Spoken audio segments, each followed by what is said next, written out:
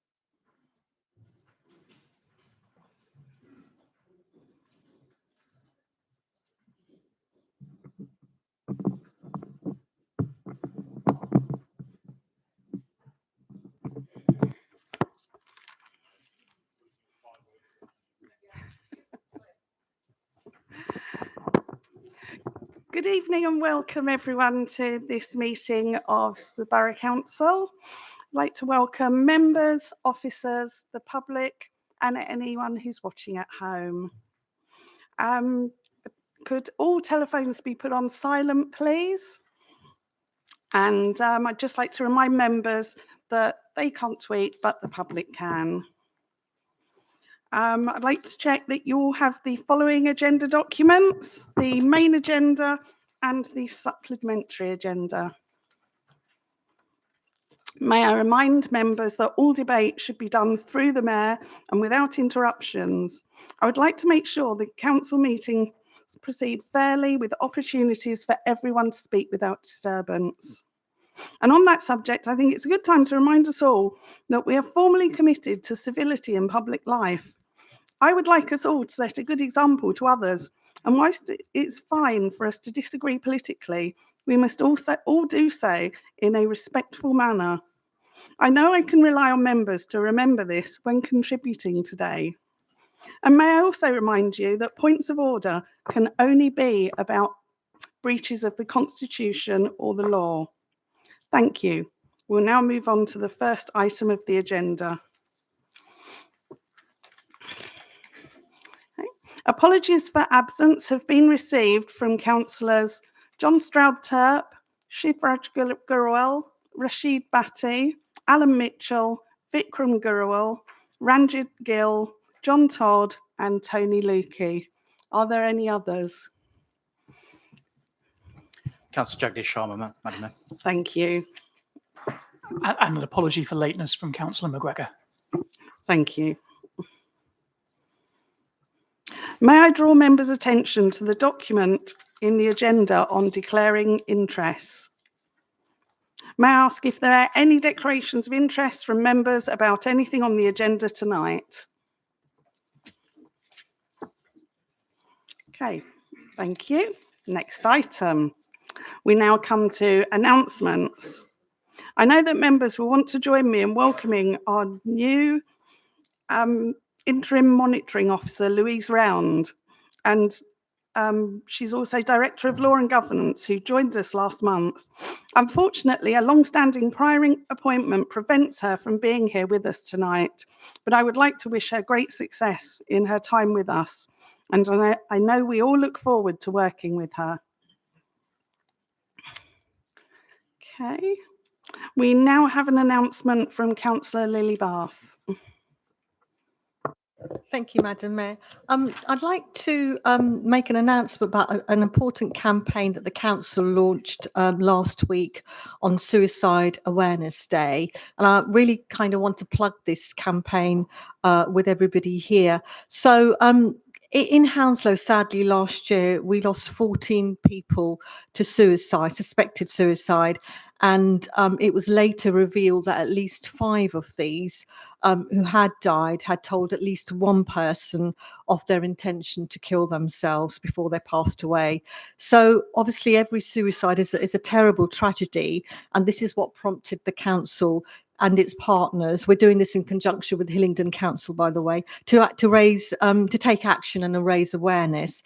So the campaign is called Be There One, and its aim is to primarily to raise awareness around suicide, how to spot the signs in someone, how to access resources, and to get help for the person if appropriate.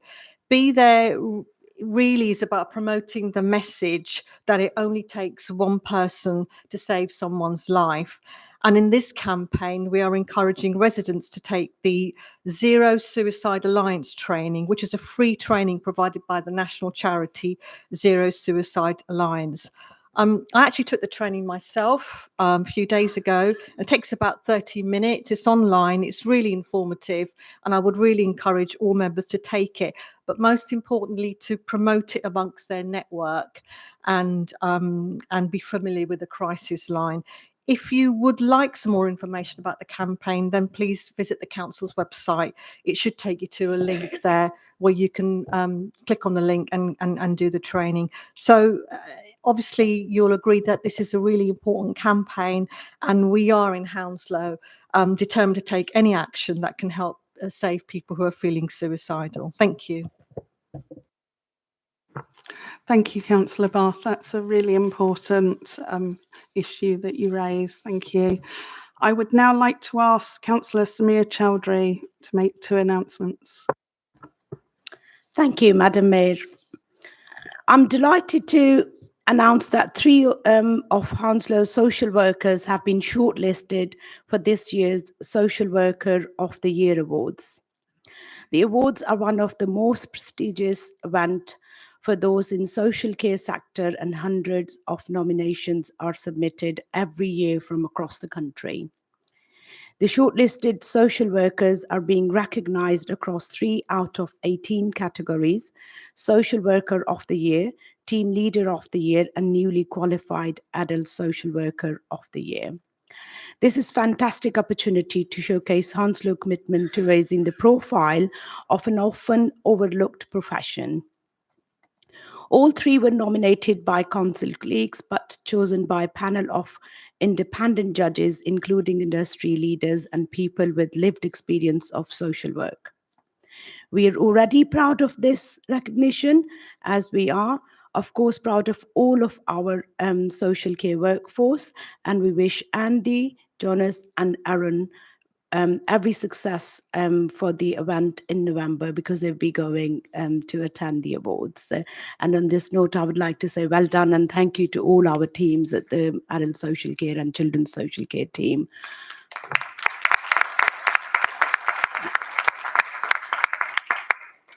And the second one, once again, it's a yearly one that we are again this year able to acknowledge and celebrate the hard work of the students and parents and teachers across our education and skills system after another successful set of strong exam results.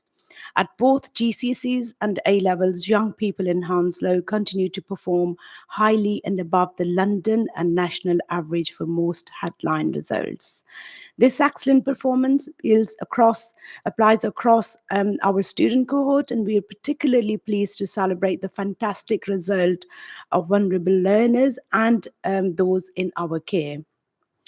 We also celebrate strong technical and vocational results. These qualifications are helping young people develop the skills and knowledge to go on to the good work here in our borough, including internship and apprenticeships. The results also shows us where we still have to work to do improve outcome further in future at A levels and in early years. Our schools and settings, working in partnership with the local authority, will continue to invest in our teachers and tutors so that all children and young people can make the best start in life, benefit from being educated here in Hounslow, and be prepared for brilliant future and careers. And I would again like to say each and every one, all the teachers, head teachers, parents, and all our teams at local authority here in Hounslow, thank you so much. They do day in, day out a lot of work for our schools, and I would just like to congratulate them at the same time. Thank you, Madam Mayor.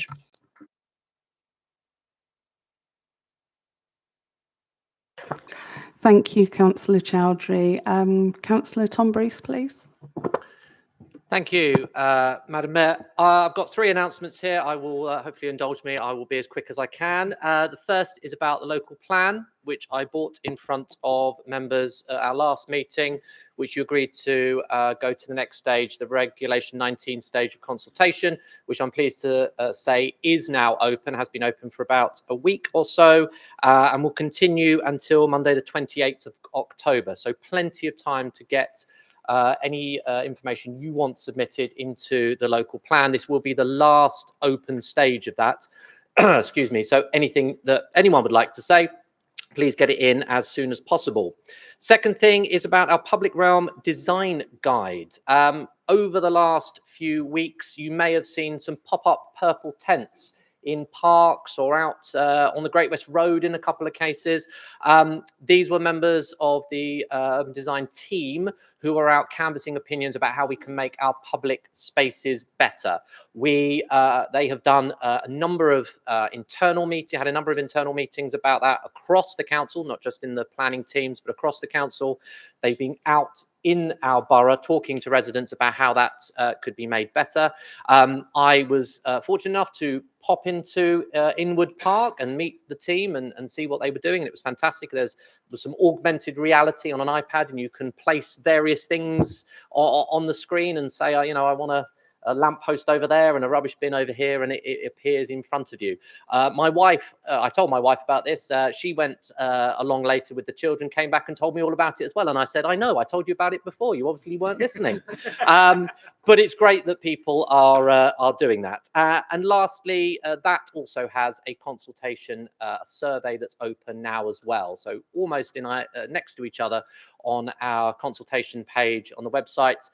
You can go to both our local plan page and submit some information there, and to give what you want about our public urban design guide, the new urban design guide strategy.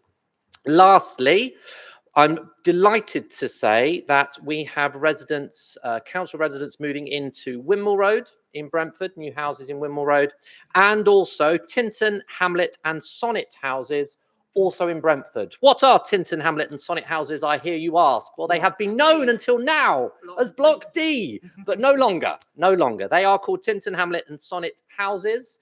The councillors a number of years ago, including Steve Curran, were involved in those namings. I cannot possibly say why. Maybe we can find out that later. But it's fantastic that this week we have had residents moving into those homes. It has taken a while. We hold our hands up to that, but it's fantastic that it's happening now, and over the next few weeks that will be happening. And it means not only that people will be living in fantastic new accommodation, but we can continue our work looking at our regeneration of the Charlton House, Osier Court and Albany Parade. Thank you very much, Madam Mayor.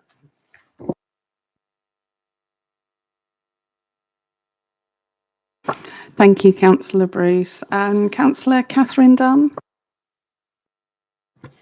Thank you very much, Madam Mayor. And before I start my announcement, I can shed some light on the names of those buildings just mentioned by Councillor Bruce. Tinton, Hamlet and Sonnet House are named due to connections that Turner and Shakespeare have with Brentford Market Square. On to my announcement, I would like to update Council on our popular School Streets programme, which aims to keep streets around schools safe, pollution-free, and to encourage active travel on the school run. We have 38 school streets at present, with another 4 schemes being worked on this financial year. And we're also working to enhance some of our existing school streets, such as at Ivy Bridge and Strand on the Green schools. In those locations, we're working with local communities to co-design school streets as places to enjoy.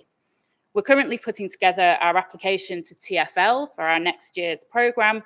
This will include more school streets and safety improvements outside schools.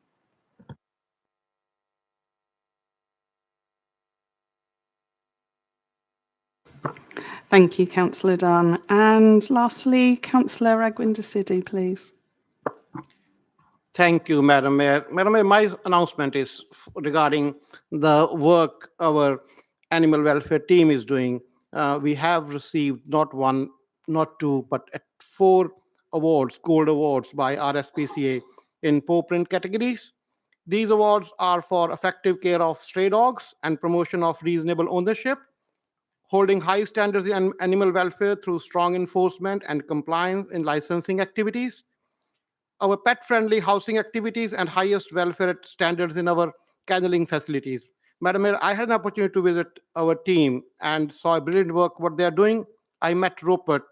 It's a straw dog which was recently found in Chiswick, and I was looking forward to adopt it. I don't want to say fortunately or unfortunately, the owners was found next day. So I was sad. Thank you, Madam Mayor.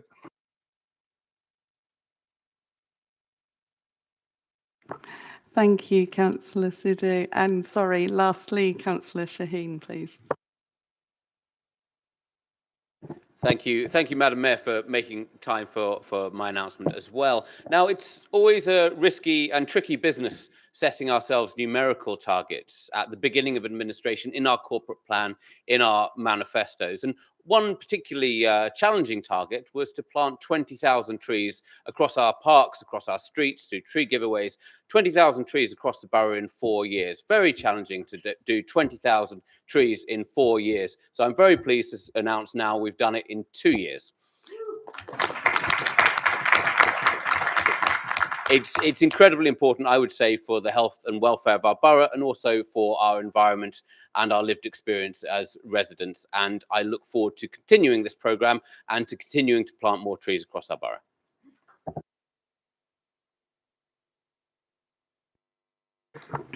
Thank you, Councillor Shaheen.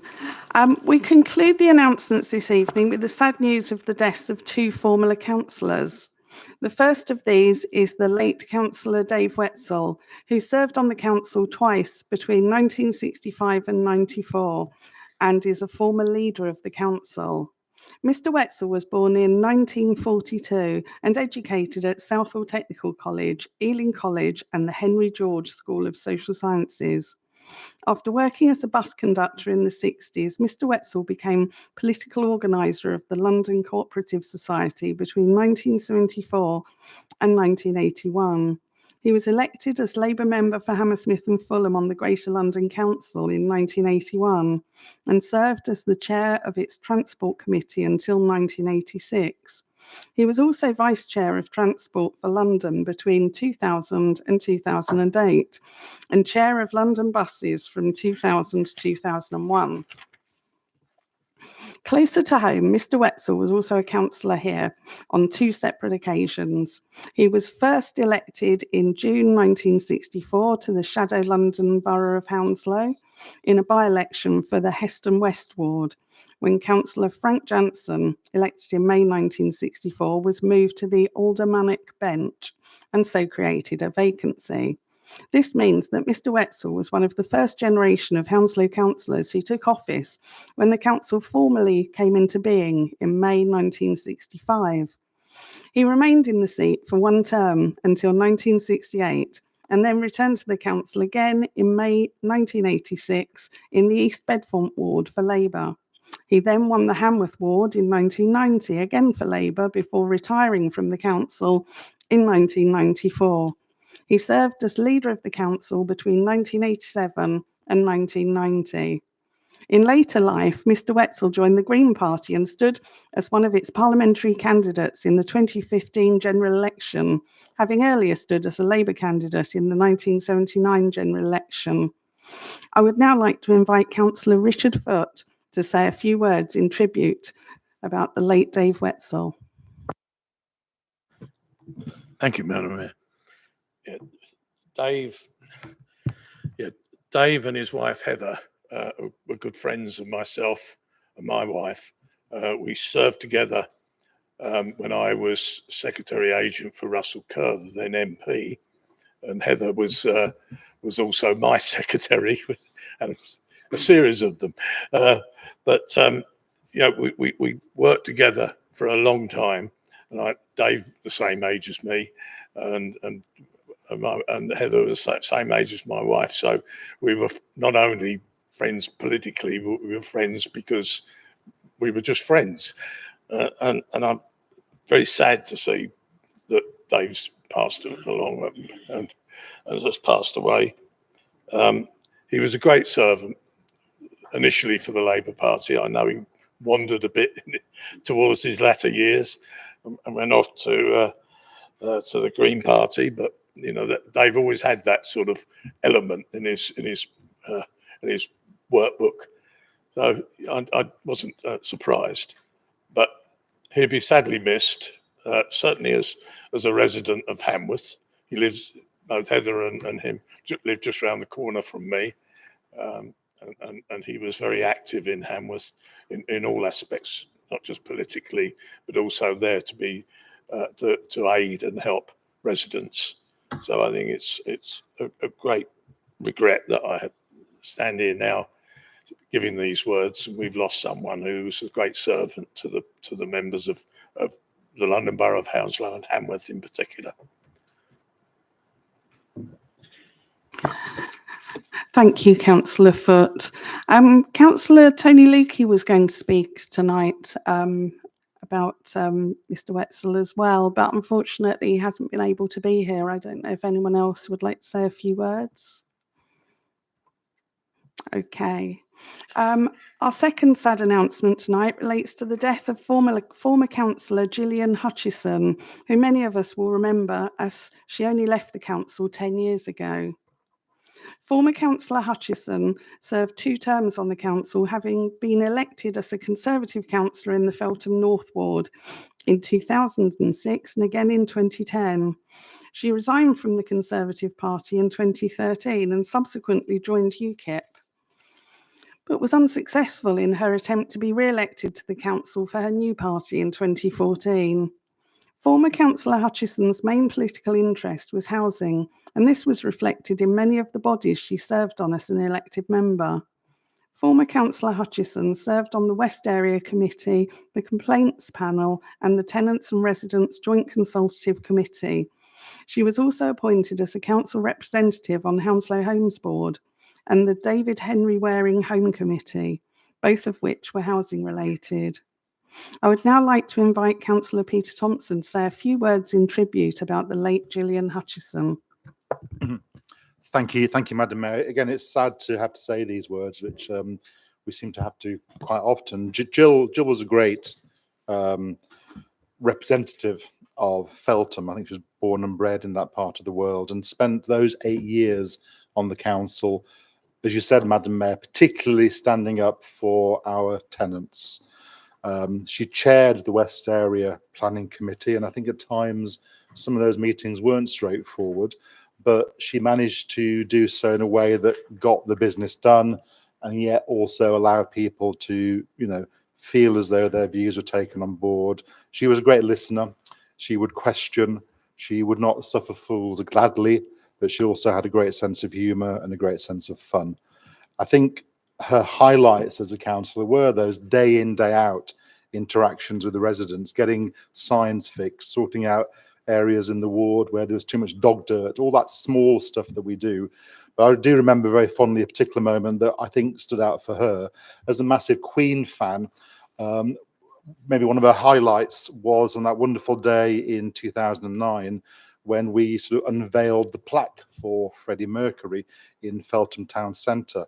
And I say, as a great Queen fan, you can't imagine how, excited she was to meet Brian May and Freddie's mum.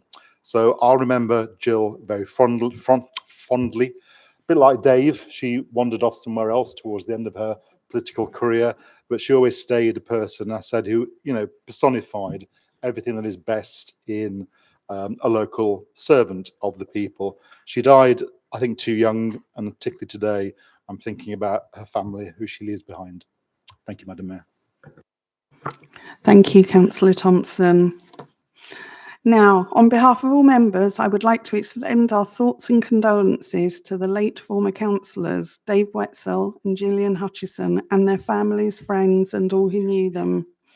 We will now stand for 1 minute.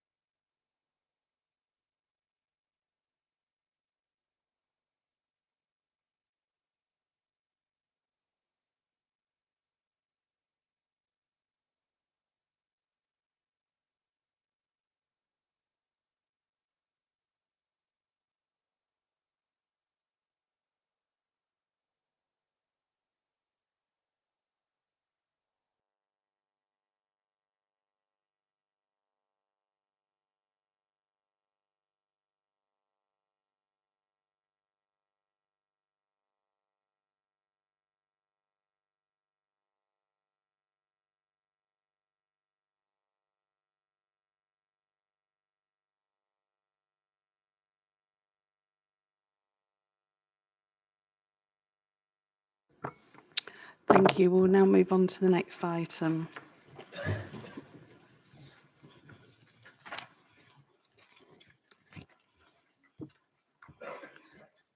Okay, does anyone have any new petitions to present, please?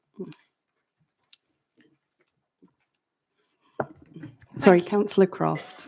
Thank you, Madam Mayor. I have a petition from Strand on the Green Residents Association on parking restrictions with over 400 signatures. Open to you.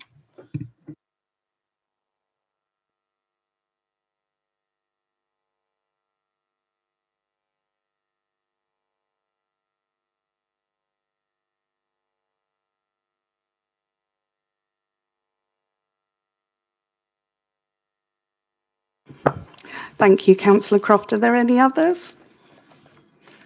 Lovely. We now move to the second part of the process. May I ask members to note the petitions listed in the report? Thank you. We now come to agenda. Sorry?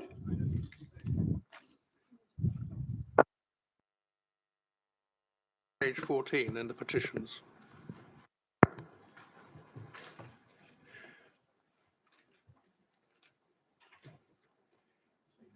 In March, I presented a petition on behalf of the residents of Abinger Road, asking for a traffic management team to come and have a look at the traffic issues in Abinger Road. That petition was accepted by the mayor at the Borough Council. I've not heard any significant response at all, and it's missing from the list. Perhaps you could ask member services to find out what happened to this petition, because this is now 6 months since I presented it. Thank you, Madam Mayor. We'll do that. Thank you. Okay, we now come to agenda item 5, which is the State of the Borough report. May I invite Councillor Shantanu Rajawat as leader of the council to introduce this item, please? Thank you very much, Madam Mayor. So this evening, we're considering the state of the borough. This is an annual assessment of life in Hounslow, and it looks beyond formal services and considers the wider picture. And every iteration of this will feed into a wider piece of work, which we're calling Vision 2050, the future of our borough up to 2050. The state of the borough covers our corporate plan outcomes, so thriving, cleaner, greener, safer, healthier and livable. And using the most recent data, the state of the borough supports the council's long-standing commitment to evidence-based decision-making. This matters because to serve the residents of Hounslow to the best of our abilities, it's more critical than ever that we ground our decisions in solid evidence-based analysis. Now, please don't misunderstand this commitment to follow the evidence as meaning we focus narrowly on the numbers. The state of the borough is part of a much wider suite of insight that not only includes quantitative analysis, but also considers residents' perspectives, partner expertise, and robust service performance data. By relying on evidence and data, insight in all its guises, we ensure that the policies we craft and approaches we take are rooted in facts, not assumptions and ideology. The state of the borough helps us address issues effectively and allocate resources wisely, ultimately benefiting the people and businesses who call the borough home. By committing to evidence-based approaches, we ensure that we remain adaptable. The world is constantly evolving. What worked in the past may not work tomorrow. In a national economy where growth has been hard to come by and productivity has plateaued for many years, Hounslow really is a beacon of hope. We continue to be a place of high gross value added and a significant contributor to UK PLC. However, we are alive to the impact of the pandemic, Brexit, and the cost of living crisis has had both locally and nationally. We cannot assume that the past is a suitable guide to the future, and our response today must adjust to the world we now find ourselves in, a world that is increasingly complex and interconnected. The state of the borough highlights many of the borough's strengths. It also presents complex public policy issues galore, such as education and reskilling, labour markets and precarious work, internal and international migration, and the wider determinants of health, as well as climate change and housing. There's a reason why the state of the borough isn't a compendium of council performance data. The complex issues I've just referenced require partnerships across organisations and sectors, rather than assuming a single well-run organisation has the answer. Together, a collaborative approach ensures that we can design comprehensive solutions that make sense locally. These wicked issues are too large for any of us to tackle alone. They demand collaboration across public, private and voluntary sectors, and with local people in local neighbourhoods. And with that, Madam Mayor, I move the report. Thank you, Councillor Rajawat. May I invite Councillor Tom Bruce to second the report, please? Yes, Madam Mayor, thank you. Very happy to second the report, and I will talk to it now.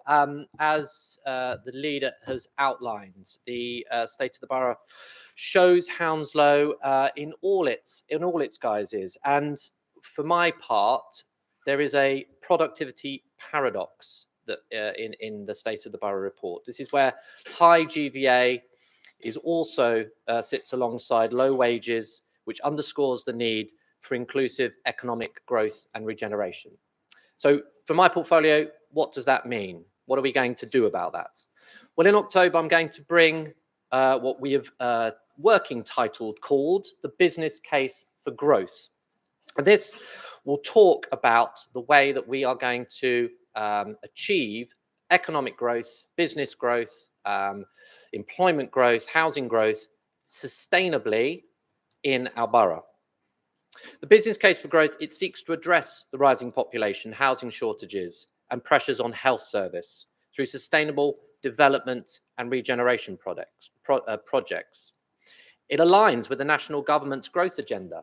We hear growth a lot. Growth is one of those things that we're talking about. And we in Hounslow have been talking about it and will continue to do so. Having that strong growth helps address the social inequalities and helps foster economic resilience. It helps create jobs, improve infrastructure, drive investment, and supports broader goals of economic equality and regional prosperity. So the strategy is built on 3 pillars of promotion, industry, and place, and will focus on attracting investment in those key sectors and fosters that area-based regeneration. We see some of that around us now, but the drive is to continue that and continue that at pace. The business case for growth will say that we can grow our economy in Hounslow to £33 billion by creating 18,000 jobs and generating 40 million in council tax revenue. It will leverage Hounslows' strategic location as the gateway to London, gateway to the world. That's been our Opportunity Hounslow tagline for the last year or so. And that creates a dynamic environment for sustainable growth and investment. The Opportunity Hounslow programme is designed to address housing shortages, and through our local plan, we'll aim to deliver over 28,000 new homes. The council's focus on housing affordability will tackle the divided housing tenure in the borough, ensuring more residents can access those affordable homes. It will focus on job creation and economic stability, and our growth strategy indirectly addressing the borough's health challenges, recognising the links between economic well-being and public health. And lastly, the business case for growth puts forward a proactive approach that seeks to address the social and economic issues that face our borough, as well as the environmental challenges, and ensures growth will benefit all our residents and ensure that those inequalities are no longer there. So I'm delighted that this report has come forward. It talks about Hounslow in all its guises, in all terms, glowing or not. But hopefully we can see through what I've been saying, and others will say hopefully in a minute, how we are addressing some of those issues. Thank you, Madam Mayor.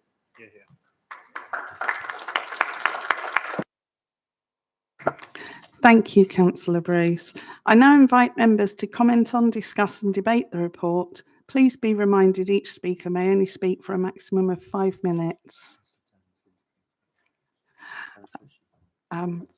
Councillor Dunn, please. Thank you very much, Madam Mayor. The State of the Borough report is full of fascinating and useful data, I've held many portfolios at Hounslow, and since 2019, when I led on declaring a climate emergency, I've been focused on delivering our climate emergency action plan, something which cuts across all departments and portfolios. The State of the Borough report gives us an insight into how we're doing collectively as a borough in achieving our net zero goals and in creating a greener borough. Transport remains the biggest emitter of carbon emissions in the borough, and the current development of our new transport strategy will use insights such as those in the report, alongside, of course, engagement with our residents to address our reliance on carbon-heavy transportation. We need to focus on encouraging active and sustainable travel to cut carbon emissions and clean up our air. Whilst air quality in Hounslow has improved in recent years, the report shows that it still exceeds World Health Organization levels of pollutants. The second biggest carbon emitter is the energy used to heat our homes. And as well as building new energy efficient council homes and retrofitting our existing ones, we're working on large scale and ambitious projects to ensure that all homes in the borough can be carbon free in the future.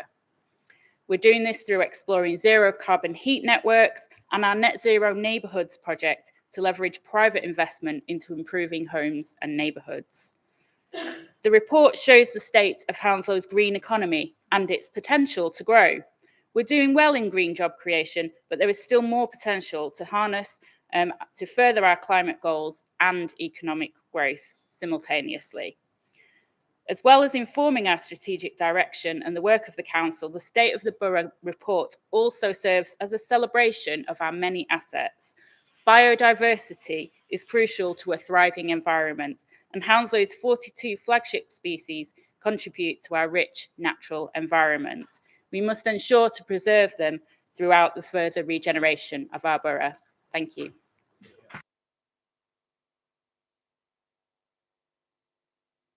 Thank you, Councillor Dunn. Councillor Shaheen, please. Thank you very much, Madam Mayor. I think it's important that we see this data before us. It allows us to understand our borough in greater detail. It allows us to understand the many great opportunities, as Councillor Bruce has enunciated, but also the many great challenges that we continue to face in this borough and the multifaceted solutions we must look to. One of those challenges that the data shows us, for example, is around life expectancy. Now, while Hounslow's life expectancy is higher than the average for England, and we've seen recovery since the pandemic, it is a great shame and really very much a challenge for us that we continue to see our healthy life expectancy, the healthy life expectancy of our residents as being below average. And we know one of the greatest contributors to that. We know what it is. It's poverty, and that is a huge factor in ensuring that people live healthy lives live healthier lives for longer.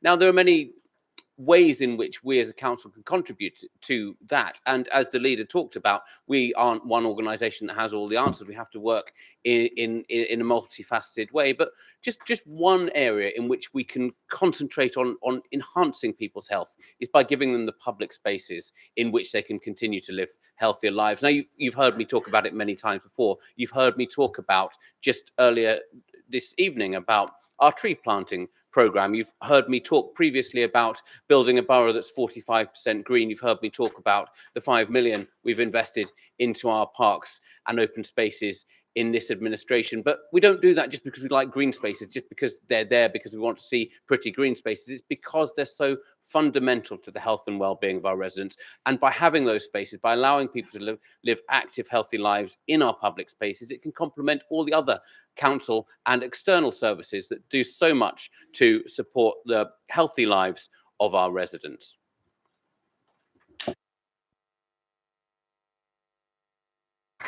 Thank you, Councillor Shaheen. Councillor Sidhu, please. Thank you, Madam Mayor. Madam Mayor, I touch upon the safer Hounslow. Madam Mayor, London Borough of Hounslow is ranked bottom half of the capital in London.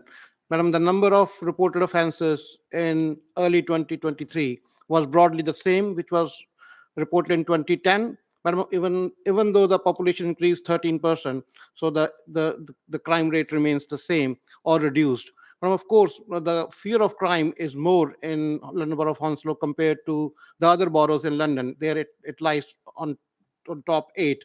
That there must be multiple reasons for that, which we are working with police and safer neighborhood teams. So even though police had struggled with the public spending from last 14 years of austerity, but still we are doing much better. Thank you, Madam Mayor. Thank you, Councillor. Mr. Mishisho, you won't laugh. You was not laughing in GLA election. You were very quiet. Why are you laughing today? No. Madam Mayor, you did mention that we would treat each other fairly, and this is not. Okay, thank This you. is not the behaviour that I expected in No. response to you. Thank you. Yeah. Okay, could we just leave it there, please? Thank you. Councillor Bath, please. Thank you.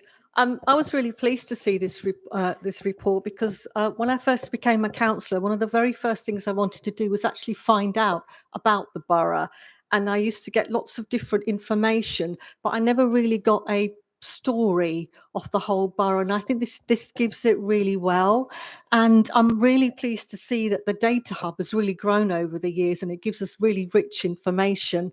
But I think most importantly, and I think it's been mentioned today, but it really highlights some really big issues for us around, for example, health inequalities. As Councillor Shaheen said, our residents are growing older but in ill health, and we need to do something about that.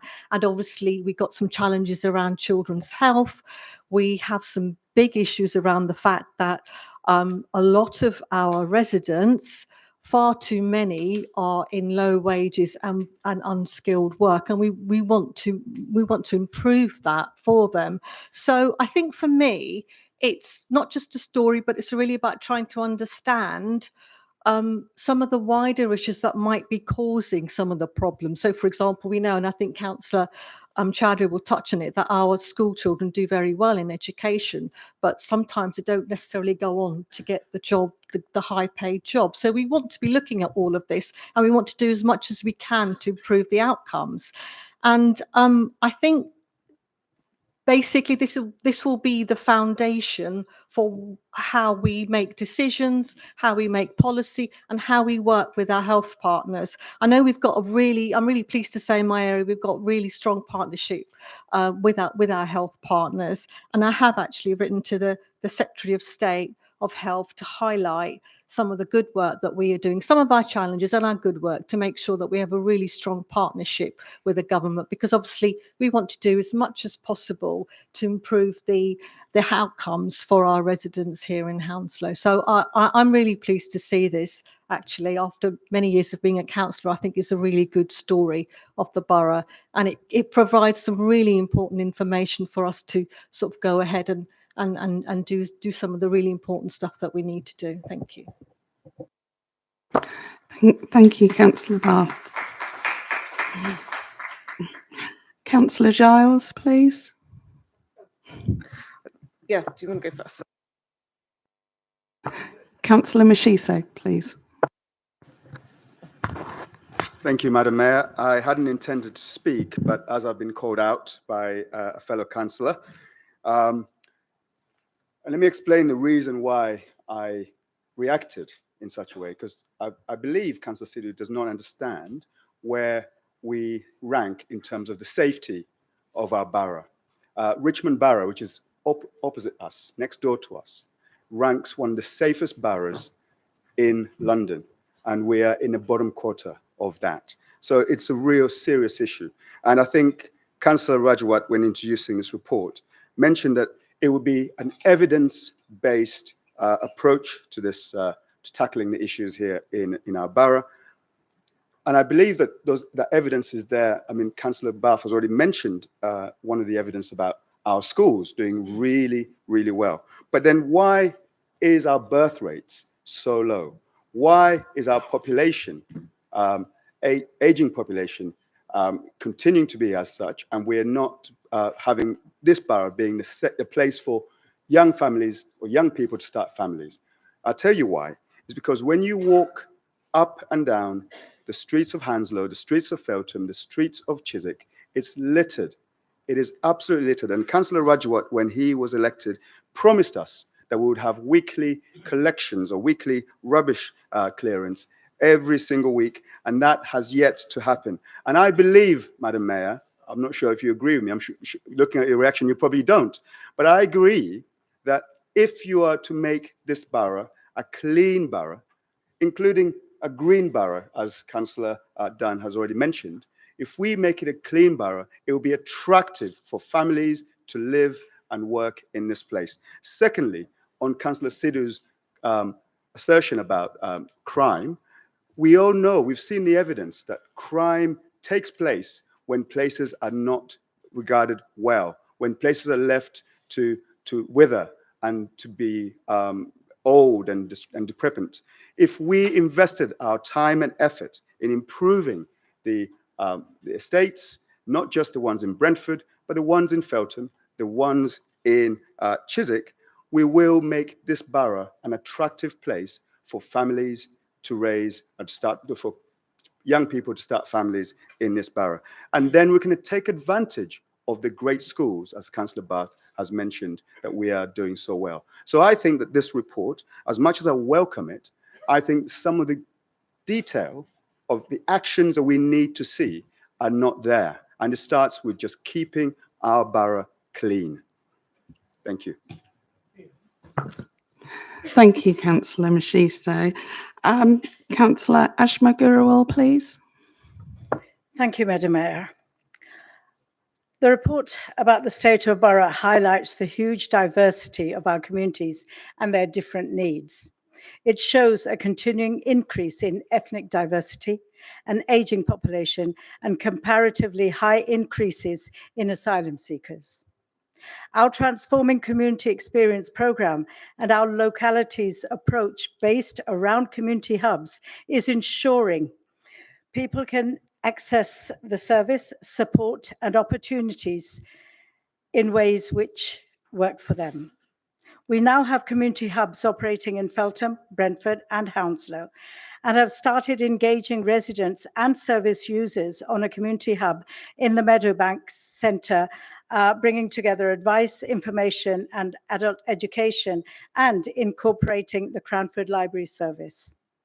The insight we have on different communities supports our efforts to reach more people through our radical overhaul of consultation and engagement program.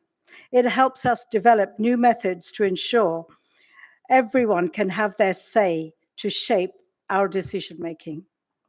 We spoke to over 1,500 people to shape our EDI strategy, a fairer, more equal Hounslow, and spoke to over 2,000 people.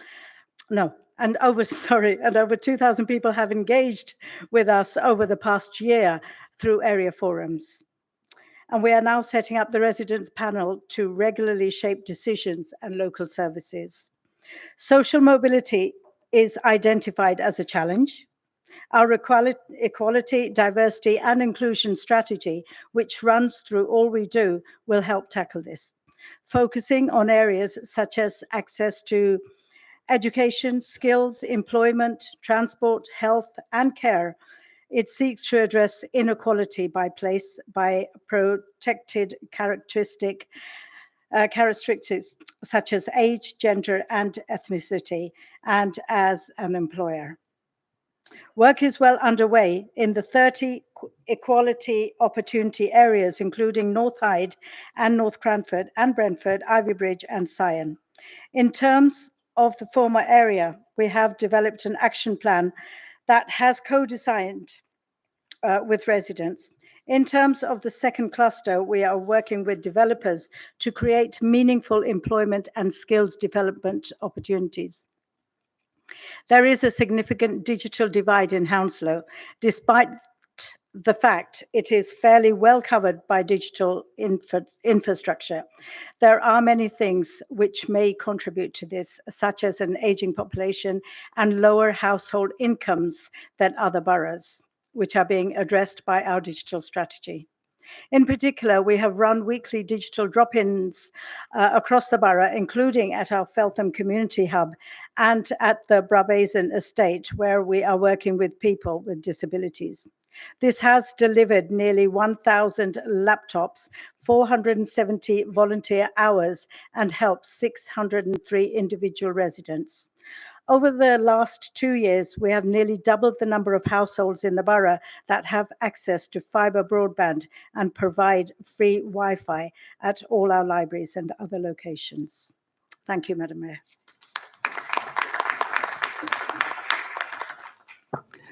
Thank you, Councillor Ashmagurawal. Councillor Chowdhury, please. Thank you, Madam Mayor. As Councillor Bath has said, I think I'm really pleased. As many years I've been a councillor to see this report, and it's important for myself and my colleague and all of us here to understand the data and kind of take that into the future. How do we work and how do we improve things and how we can work together to make Hounslow even better place to live, which I think it's already, I don't know, I'm sure Councillor Mashisha will be speaking to some residents who have been saying regarding young people and young families, but I do speak to a lot of people.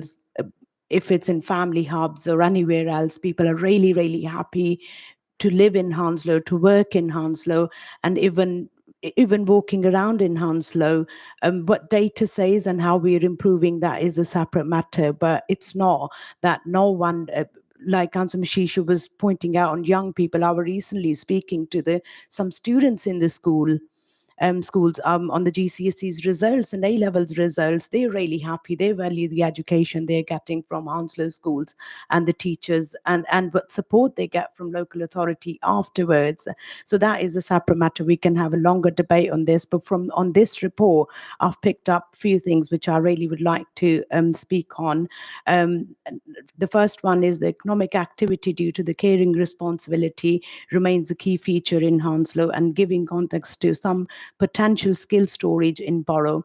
Despite this, Hounslow has a higher than London average employment rate and good educational social mobility nationally, as with most London boroughs. Another one, good education and social mobility in Hounslow has not, however, translated into a good overall social mobility with state of borough, showing that almost half of the borough's workforce is in unskilled work. But we want to ensure that working age adults have the same opportunities to develop their skills and enjoy good careers. With children's being the future of the borough, it is important to ensure good environment can translate into the opportunities children and young people need. The importance of the lifelong learning and reskilling to offset the decrease of social mobility in Hounslow during adulthood is addressed through ongoing strategic work, such as the Children's and Young People Plan. State of the Borough also linked the general health with an important early start in life. As per the Armot review, it's highlighted the importance of causes of health in creating and thriving population.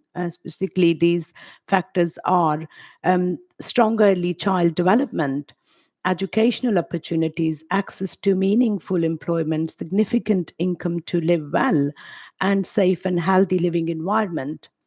Our Family Hubs National Pilot Program is an example of on supporting child development in partnership with the health and VCSE sector through a system view of collaboration.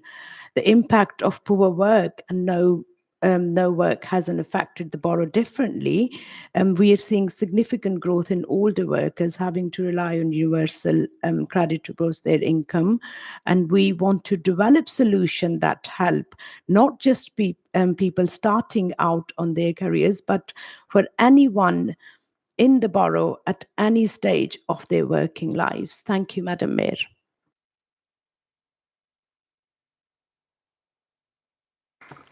Thank you, Councillor Chowdhury. Councillor Giles, please. Thank you, Madam Mayor. Firstly, I would like to thank the officers for all the work that has gone into this report and to building the data hub. There is a huge resource of information there, which is really, really useful. When many of us became councillors in 2018, we had detailed ward reports that indicated a lot of this information. And it was really, really insightful to see the range of information that was given to us. It is an overwhelming amount of information there, and does take a little bit more time than maybe the week that we've been given to analyse it since our papers were issued. So I think firstly it's curious to me to understand why the first report of the state of the borough only went to cabinet and didn't come to borough council because it has such use. What I would like to see is that when we get these reports annually, that we then start build a repository of these within the data hub rather than them being replaced, so that we can get the opportunity to compare, because it's the comparative data and see where the trends are leading or where we're going away from in reaching those objectives will help us to ascertain how we are progressing on certain objectives as a snapshot. As I said, there's a huge amount of data, and as we've heard from members of the cabinet this evening, they've all got a very specific interest in some of the data that they have spoken about today. I won't detail all of those today, but it's very interesting to me to see that the report highlights a concern regarding domestic violence and the increase in that. And I think for me, it's actually really alarming to see the increase in violence and sexual offences, which haven't been the increase in violence and sexual offences, which hasn't been noted today. I think that's also running in correlation with how trust in the police has been on a steady decline, as we're seeing from the reports. And so maybe there is something there with building a safer community, building pride in our local areas, but also making people feel that they're welcome. We have spoken about the concern about the falls. We have spoken about our ageing population, and I think one of the other pieces that I noted from the health aspect of that report is the concerns about falls over 65. We're actually second in London, or we're at the top of that list, I think, which is above the average. And having worked with businesses that are looking into musculoskeletal health, I'm very much aware that health is wealth, to coin a phrase. But we want to keep our ageing population active and mobile in whatever way that is. Skeletal strength is a fundamental part of that. And hopefully that can help to direct some of our policies going forwards. As I said, this is a huge piece of work which enables us to have transparency. Unfortunately, looking in through the data, I think we are, because of the volume of data and the multitude of data sets, we're not getting that consistency with the reporting dates. So for things like air quality reporting, we've only got that up until 2022. We haven't had the last year. For me personally, I'd like to see a little bit more dynamic reporting, which means that, like, now we're in September, we're almost 3/4 of the way through 2024, to get a bit of an indication, because it would help us to then gain opportunities and insights for future projections and understand where we are in a year-on-year comparison for marks like that. We've got some really nice graphics of the borough in that report. But I think what we haven't seen, and I think, again, going back to the air quality piece, or some of those pieces around how we represent data, we've got some beautiful green and blue spaces within our borough that aren't marked on that.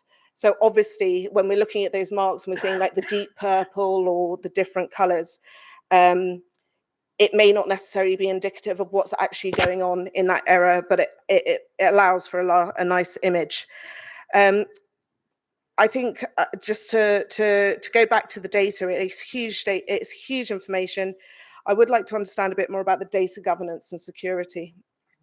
We are getting information from a lot of public sources, but as we've heard tonight, we've heard from 1,500 people within the borough, which accounts to about 0.005% of the population. And I would like to make sure that our governance within that is making sure that we are keeping people's data safe.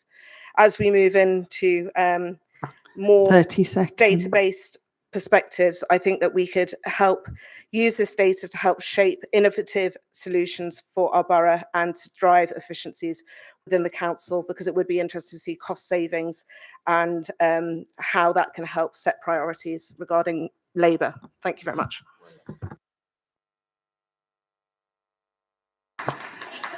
Thank you, Councillor Giles. Lastly, Councillor Sampson, please. Thank you, Madam Mayor. Mine's quite simple. We need housing and more of it. So, and with the borough growing in population, projected to continue to outpace London and England in growth, there is a need for housing. Population trends, migration figures, and demographic characteristics will be considered in the current ongoing work for Hounslows' new housing strategy from 2025, including housing needs assessments.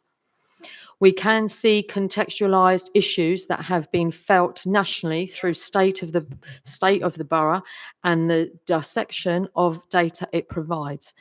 Whilst inflation has fallen over the past year, mortgage interest rates still remain high.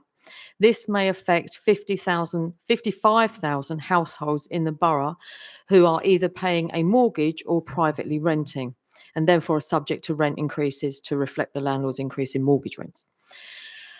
Lack of housing affordability can impact many aspects of a person's life, causing great instability, negative health outcomes, and limits opportunities. For Hounslow specifically, we are one of the 5 highest boroughs in terms of rent increases since 2023. Considering the majority of Hounslow residents' rents, this significantly increases the unaffordability of accommodation for residents, which is, anyway. Thank you. Thank you, Councillor Sampson. Would you like to sum up, Councillor Rajawat? Thank you, Madam Mayor. I'll just reflect a little bit on some of the comments. Councillor Giles, agree with a lot of what you said. And last year was the first year we created this report. It went to Cabinet. It's a sign of its evolution that it's here before us to consider. And it was at Cabinet. It's still a public paper, so it can still be read and compared. And I take your point. I would just urge a little bit of caution. The Data Hub was created in-house by us. It's not something that we bought in. So it will evolve, and it will. But I take your point around evolving and being able to track the data as it comes. But I also appreciate the point that it is mined from a number of sources, and if the information isn't available, we can't put it on there. In the spirit of debate, as we've already had a bit of a fracas already, I feel like I should correct my friend from the opposition group on some of the comments that he made, because he was either reading a different report or was completely misrepresenting the data. He's right to say the birth rate is going down, but he's wrong to make that link with people coming into the borough. As Councillor Sampson has just said, population is scheduled to grow in the borough. We are one of the fastest growing boroughs, about 9% in the next decade as well. And he's also wrong on crime. What the report and the data says is that we are a low crime borough, but the perception of crime is high, and that's supported by the resident survey. And we are looking at how we interact with that. But generally speaking, I'm really, really grateful for the contribution. I suppose to sum up, it's a bit of a call to arms for all of us, regardless of our political colour. It's inevitable that if we do nothing, we cannot be surprised if things get worse. Fortunately, we do have a robust evidence base to understand modern Hounslow and to shape our response. Citizen insight, professional knowledge, service performance, and the borough-wide perspective provided by this report and the Data Hub insight and intelligence all underpin how the council and our partners work, how we decide what we do, and how we assess our collective impact. We can also draw on our collective commitment to the borough and a belief that those who care about the future of Hounslow are well placed to make a difference.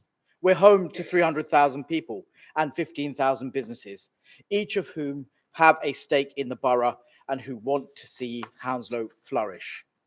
The challenges we face, economic, environmental, or social, are all multifaceted.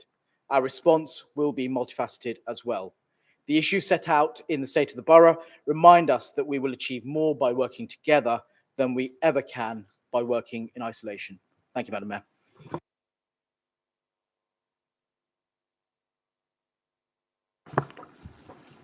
Thank you, Councillor Rajawat. So I'd like to ask members to note the report and thank everyone for their contributions. Okay, now move on to agenda item 5, the interim appointment of the monitoring officer. As members will have seen in the report, the councillor is being asked formally to ratify a decision which has already been made under urgency processes to appoint Louise Round as our new monitoring officer, which is a statutory requirement. As this is the case, I would like to suggest that we go straight to the vote. Yeah, all agreed? Thank you. Okay, we now come to appointments, which is a standing item on our agenda. Are there any appointments? No. Lovely. Thank you. Agenda item 7, decisions taken under urgency arrangements. You will have already noted the report, so we'll do no more there. Thank you. Agenda item 8, questions from members.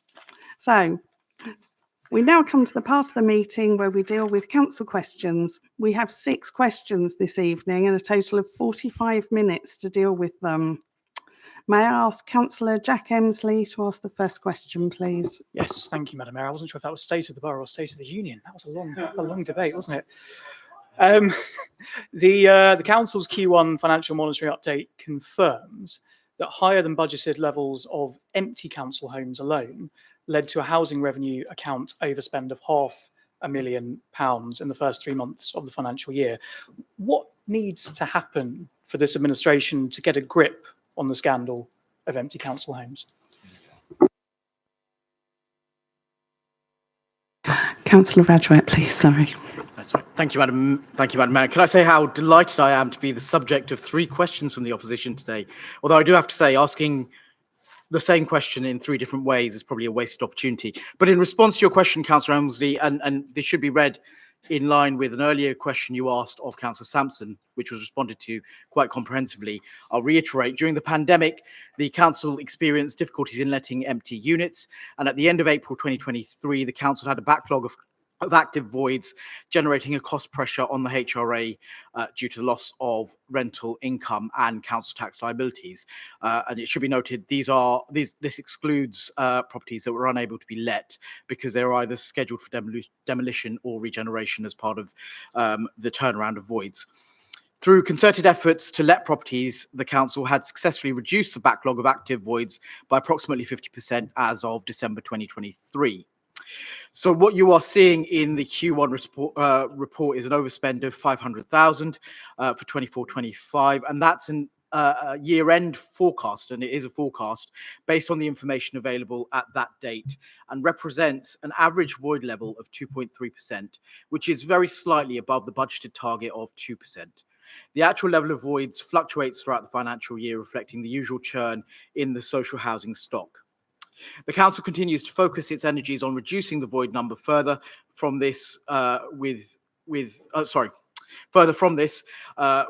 this variance, which equates to approximately 70 additional voids, some of which may also be subject to further financial mitigations, such as potential clawbacks from contractors or use as temporary accommodation decants. Do you have a supplementary question, Councillor Emsley? Why not? Thank you for that answer. And you're right, that was sort of answered at the end of, I think it was the penultimate meeting of the last financial year. But to get technical for a slight second, section 5.39 of this Q1 financial monitoring report does say that voids are above the budgeted 2% level, and that is causing that overspend. Even if it's 2.3%, it is still an overspend. Do we need to adjust the budgeted level? Do we need to change the way that we react to voids? What can we do to make sure that overspend is overcome? So I take a slightly different view to yours, Councillor Elmsey, insofar as I think I've demonstrated and Councillor Sampson's demonstrated the concerted work that's gone into turnaround voids. And it is absolutely the case that that will fluctuate throughout the year. So at the point at which that report was written, it would be a X number. It might be slightly different by the time we get to the next monitoring. What is key here is that the work is ongoing, and Councillor Sampson is absolutely keeping up the pressure on voids, because we know we need those voids let. There are certain circumstances where we can't do that, as I've already articulated in the answer. So I wouldn't want anyone in this chamber thinking that this is off the agenda or it's not a priority for us. It's an absolute priority for us. We have to accept that the numbers fluctuate, and therefore the variance will fluctuate throughout the year as well. Thank you, Councillor Rajawat and Councillor Emsley. I now move to the next question. If Councillor Ron-Mashiso would like to ask. Thank you, Madam Mayor. I hope it's not the same question, because following from a leak from Brentford TV, the leader of the council later confirmed that he's looking to plug some of his administrative £30 million financial black hole by cutting the council tax support scheme. So can he indicate what other cuts he's currently considering in order to make up for this shortfall? Councillor Rajawat, please. So thank you, Councillor Mashisho, for your question. We're trying to plug a budget black hole that is absolutely transparent, and it's quite telling that the government of the day, the new government of the day, is trying to plug a 22 billion black hole left by your government. So, you know, we're all firefighting here, aren't we? Any support you can give on that will be great. But the strategy for closing the council's budget gap has three key strands: the delivery plan, and that's the council's transformation programme, which will identify savings options through transforming the community experience, a review of third-party spend, and reform of elements of service delivery across adults and children's. The second area is service reviews, which is undertaken by each department, which includes a review of fees and charges and other efficiency opportunities, as well as corporate items, which are things like capital financing and treasury opportunities. Detailed saving proposals under each of the three strands of activity will be taken through the regular democratic process over the final 6 months of the financial year, leading to the budget in February. Thank you, Councillor Rajawat. Do you have a supplementary question, Councillor? Thank you, Madam Mayor. I welcome his response and like to clarify that a black hole is not transparent. It's a black hole. But he mentions, do your physics, sir. He mentions that he's got a delivery plan, a third-party spend, a service revenue efficiency measure that you're going to be implementing. So why then use all that schemes, all those different mechanisms, and yet target vulnerable people and increase their council tax support scheme, take away some of their spend? Why now target the vulnerable people who had nothing to do with this £30 million black hole? Oh dear, Councillor Mashisho, that's terrible. So it leads on to the next question. You know, we will set a balanced budget every year, and it has got harder and harder as the years have gone on. 14 years of your government have made it harder and harder and stretched public finances further and further, alongside taking inaction on inflation. You've been absent on inflation, and you've been absent on dealing with demand. No reforms in adult social care, no reforms anywhere else, and a lack of infrastructure. Absolutely no responsibility or contrition. So I will not accept your premise on this. And as I've said in answer to your actual question, details on how we're going to plug the gap will come forward as part of the budget. Thank you, Councillor Rajawat and Councillor Mashiso. Can we not have muttering in the background, please? I would like to move on to Councillor Gerald McGregor's question for Councillor Rajawat, please. I'll shout louder. you're not going to hear much anyway. Earlier this year, the leader of the council stood in this, what we call a chamber, and claimed that Hounslow had a balanced budget. We now discover the council's finances actually have a £30 million black hole. What's changed since March?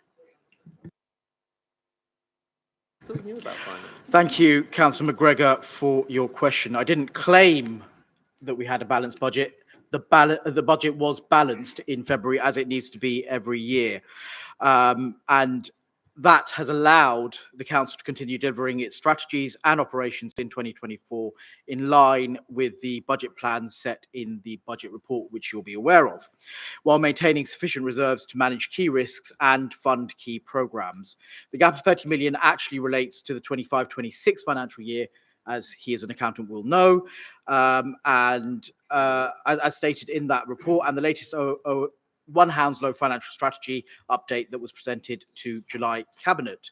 The 24-25 budget was only balanced from drawing down on reserves as a one-off measure. Again, that was in the public domain, that we were very honest about that, while the council continued to progress its work on financial sustainability in the context of an uncertain local government funding regime and ongoing service pressures. Therefore, the backdrop for this remains challenging for Hounslow, in common with the rest of the local government sector. The current Q1 financial position for 24-25 was reported to Cabinet earlier in September.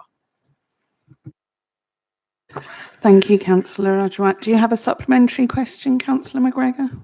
Madam Mayor, thank you so much. Yes, I do. Problem with this is that you don't have a base level, because you don't have the audited statutory accounts for 22-23 or 23-24.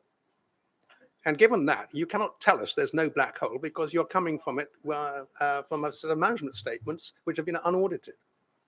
We cannot therefore understand on our part that you are actually meeting the International Public Sector Authority standards, and there are various other issues attached to this. Would you be likely to receive the accounts anytime soon? And the audit committee doesn't appear to have received it either. I think that's enough. I'm really sorry, Councillor McGregor, I really didn't understand that question. I struggle to understand it. I'm sorry. Would you mind? Would you mind? What I asked, have you received the statutory accounts for 22-23 and for 23-24 on which we can create a base level for the budget that we set in March? So, Councillor McGregor, you'll be aware across the sector there's been an issue with audit. Those are the auditors that are appointed by the government for all local authorities. Again, we've been transparent with that, and conversations have gone on with the chair of the audit committee around that. It's my understanding that 22-23 has been received and is audited. And I believe that has been reported to the audit committee as well. I will need to double check 24-25. I think we were very close to them being audited as well. But there is a distinction, I think, between the audited accounts and trying to make that link with the £30 million deficit, in my mind. That is relating to inflation and demand pressures that exist within the system. How we actually spend them and then get that audited and reported for reporting purposes, I think is slightly different. Thank you, Councillor Rajawat and Councillor McGregor. Now move to Councillor Unsa Chowdhury's question for Councillor Catherine Dunn. Thank you, Madam Mayor. I'm aware that there was a visit to Hounslow from the Commissioner of Transport for London. Please, can the Cabinet member provide an update on the conversations that came from the visit? Councillor Dunn. Thank you, Councillor Chowdhury. Yes, I can indeed. So I met with the TfL Commissioner on the 29th of August, along with Councillor Rajawat, and we discussed a number of key transport issues for Hounslow. We started with safety, because eradicating death and serious injury on London's roads is TfL's highest priority. They've made additional funding available to boroughs to develop road safety schemes, and we're working on our submission for November. We then raised insight from our residents' survey and the transport strategy consultation that told us that some of our residents feel unsafe when using public transport in terms of their personal safety, And the Commissioner confirmed that TfL works alongside the police in order to tackle this problem and the perception of this problem. They are engaging in particular with minority groups and women and girls, and will provide us with an update of work in this area. We then spoke about improvements such as the new Piccadilly line trains, which are due to enter service next year, with some testing of the trains happening this year. So look out for one if you use the Piccadilly line. Hounslow West Station is a key development for the council, and the Commissioner advised that a new development partner is being sought. TfL hope to submit a new planning application early next year, which will include 100% affordable housing, and they also recognise the importance of step-free access at the station. Step-free access came up again when we talked about Turnham Green Station. They are carrying out feasibility there, and TfL and the council will also be working closely with the developers on plans for the Chiswick Tower, which will enable step-free access at Gunnersbury Station. On active travel, TfL are very keen to work with the council on improvements to Cycleway 9 in Chiswick, as recommended by the council, and also to deliver the next phase of the route to Syon Park.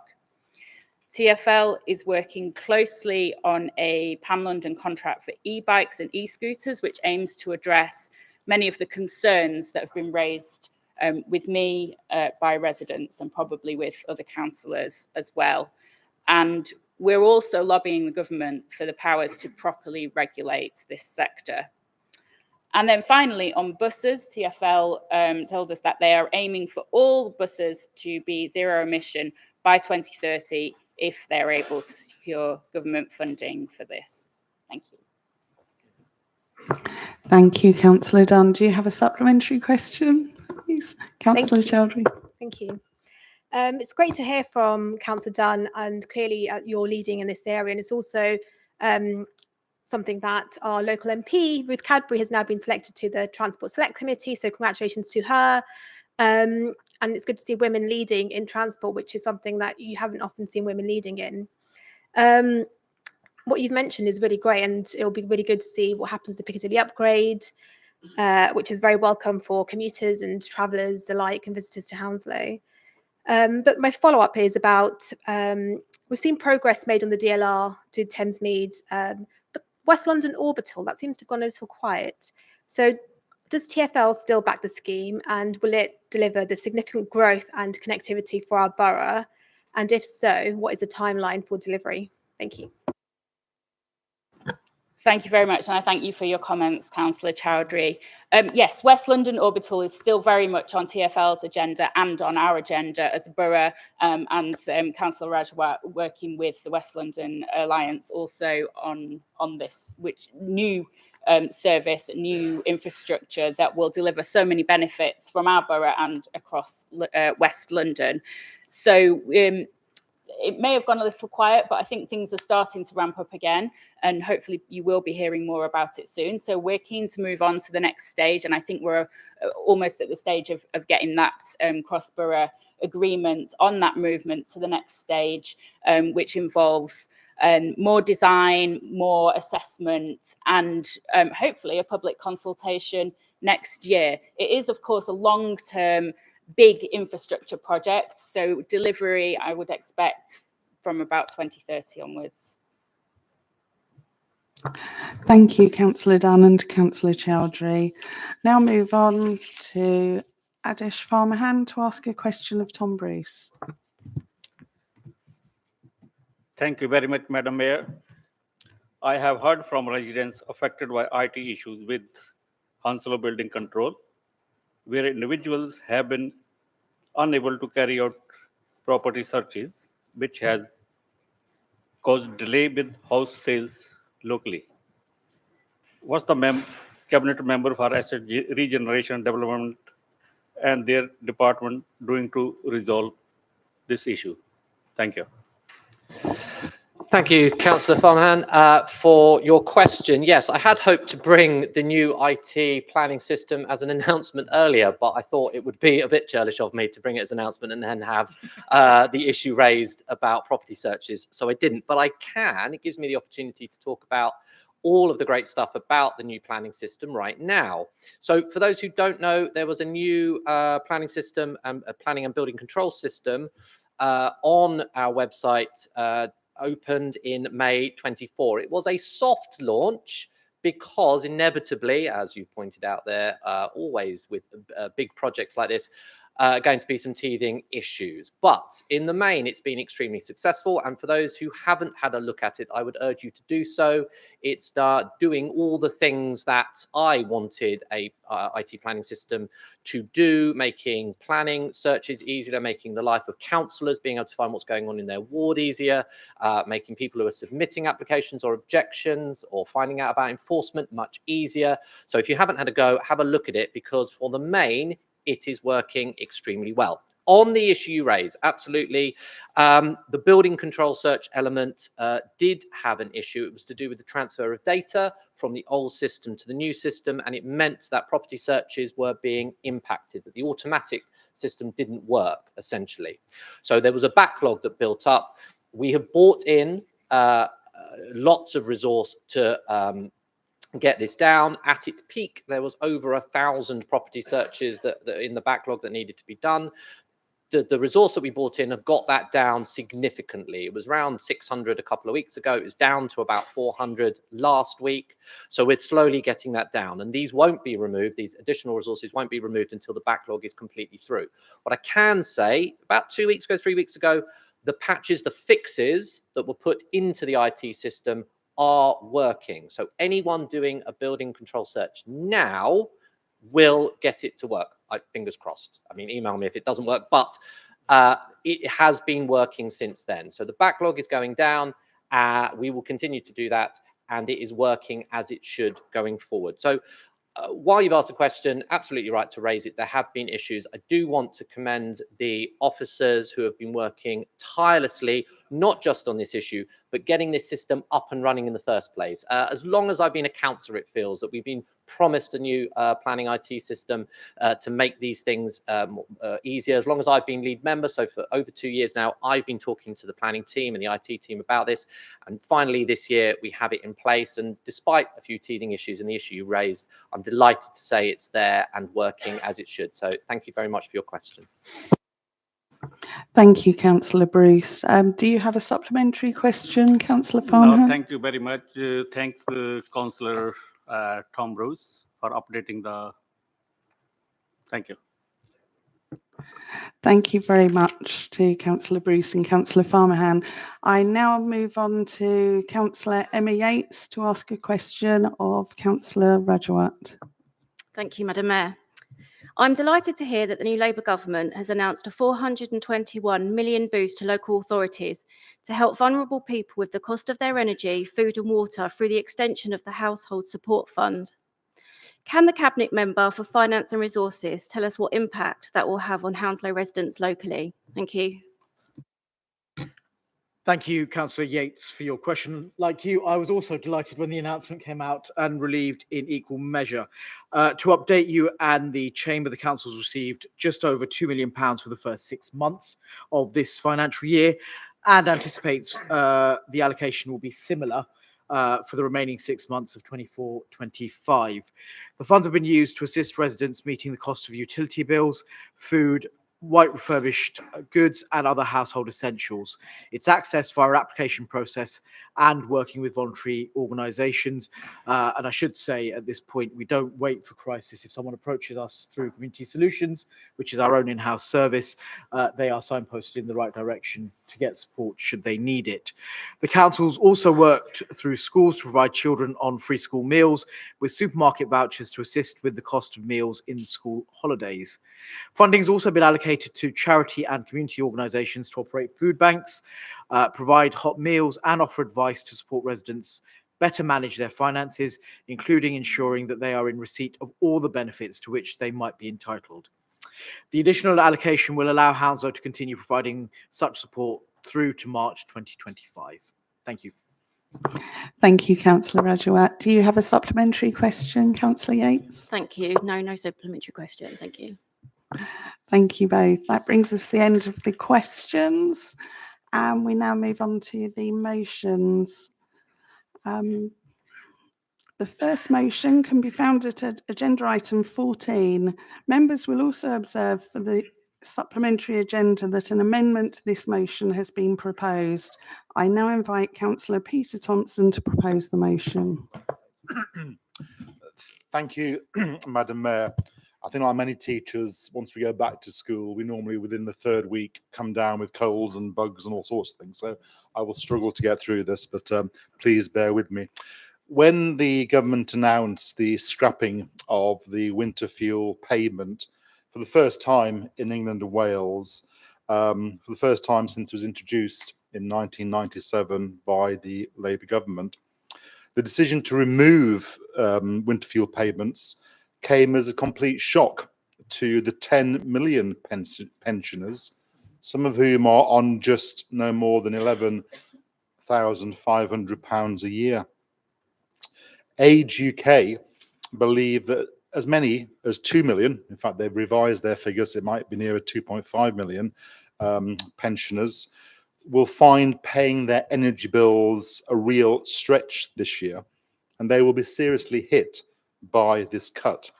And Age UK are particularly concerned about three groups I just want to focus our minds on. They're concerned about those who just miss out on pension credits because their very modest income are slightly too high for them to qualify, normally because they have a very tiny occupational pension, and many of those are women. They're concerned about those with very high energy needs because of disability or illness, and or those, and sadly there's too many of them, who live in energy inefficient homes, which cost a lot of money to heat. And that's meant to be another sort of 200,000 people. The government's own data, that little bit of data they put out on a Friday night at 7 o'clock last week, estimated that nearly 3/4 of all disabled pensioners, that's about 1.6 million people, and 83% of people over the age of 80 will lose their entitlement. And the third group are those million pensioners who, for all sorts of reasons that I think many of us who have aging family members will understand, don't claim the credit for which they are entitled.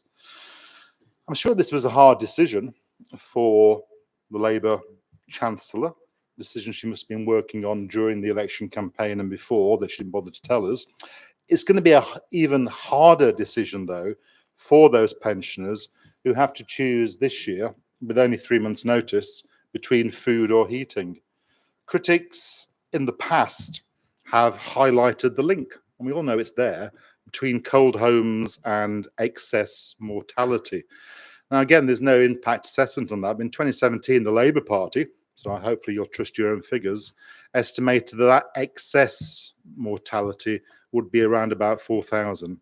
It must be a challenge, look forward to hear what you're going to say in a second, to defend a policy that was not in your manifesto and was heavily criticised by present Labour MPs, including the Chancellor, when it was falsely rumoured that we, the wicked Tories, were thinking about doing the same thing last year.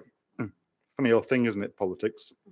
It's also worth pointing out that if all those eligible pensioners who don't get it because they don't get pension credit and could, if we're successful and they all sign up, and let's hope they do, that's part of the motion, so we're all keen on that, actually expenditure in this area would increase. It cost us more money.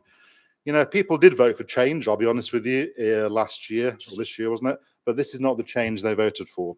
So we very simply condemn the plans to remove the winter fuel payment from around 10 million pensioners in a cost of living crisis when fuel prices, because of the cap, are going up. And we strongly urge, along with many, many organisations from left and right and centre and all over the place, we urge the Chancellor to halt her plans to means test and ultimately to reverse her decision to remove the winter fuel payment from those who are currently eligible and under these changes won't get a penny. Thank you, Madam Mayor.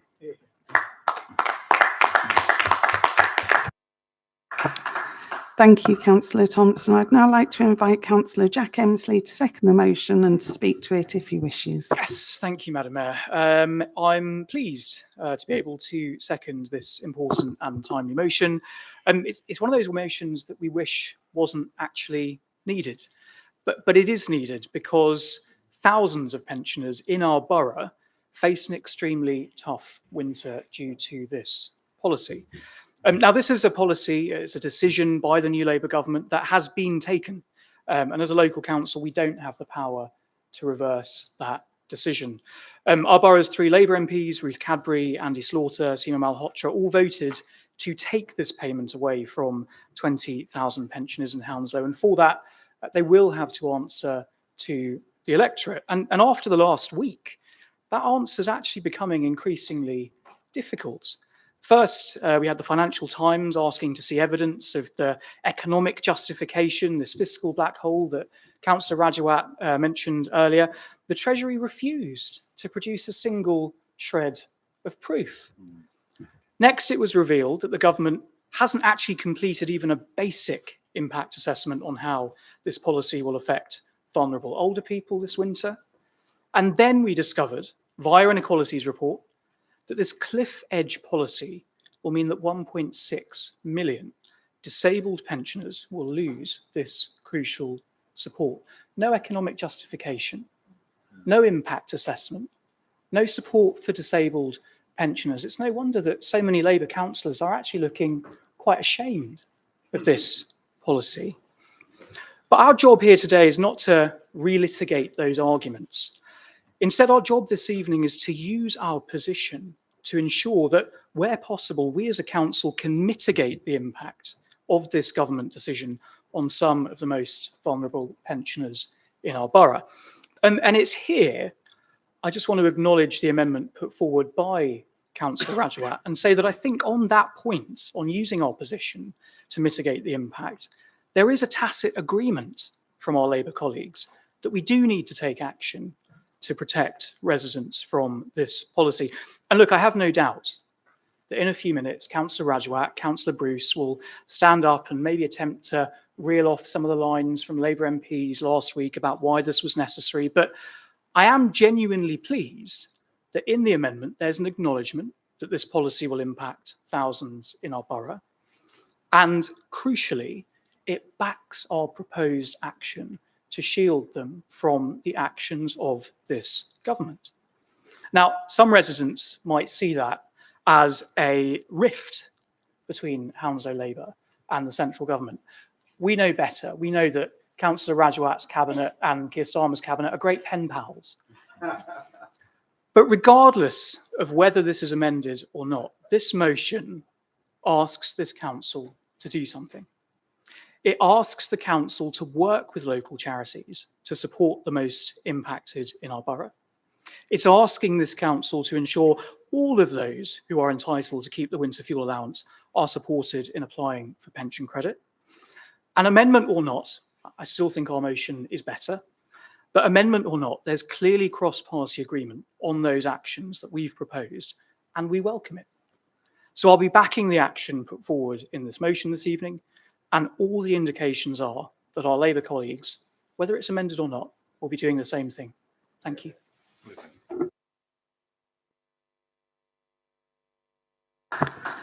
Thank you, Councillor Emsley. We now come to the proposed amendment, which members can find in the supplementary agenda. I invite Councillor Shantanu Rajawat to introduce it, please. Sorry, before I speak, point of order, Madam Mayor, can I suspend standing orders to completion of business? Yes, does that include suspending the half hour for motions? Yes, yes. Thank you. I'm second. Yeah. I'm second.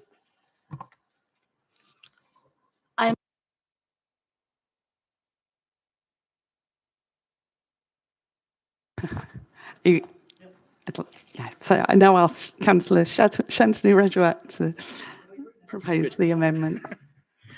Thank you very much, Madam Mayor. And yes, I'm pleased to move this amendment, which offers a bit of context and neatens up their motion. And I have to say to Councillor Elmsley, everything you've described we're already doing. So you're not reinventing the wheel, you're not doing anything that's innovative.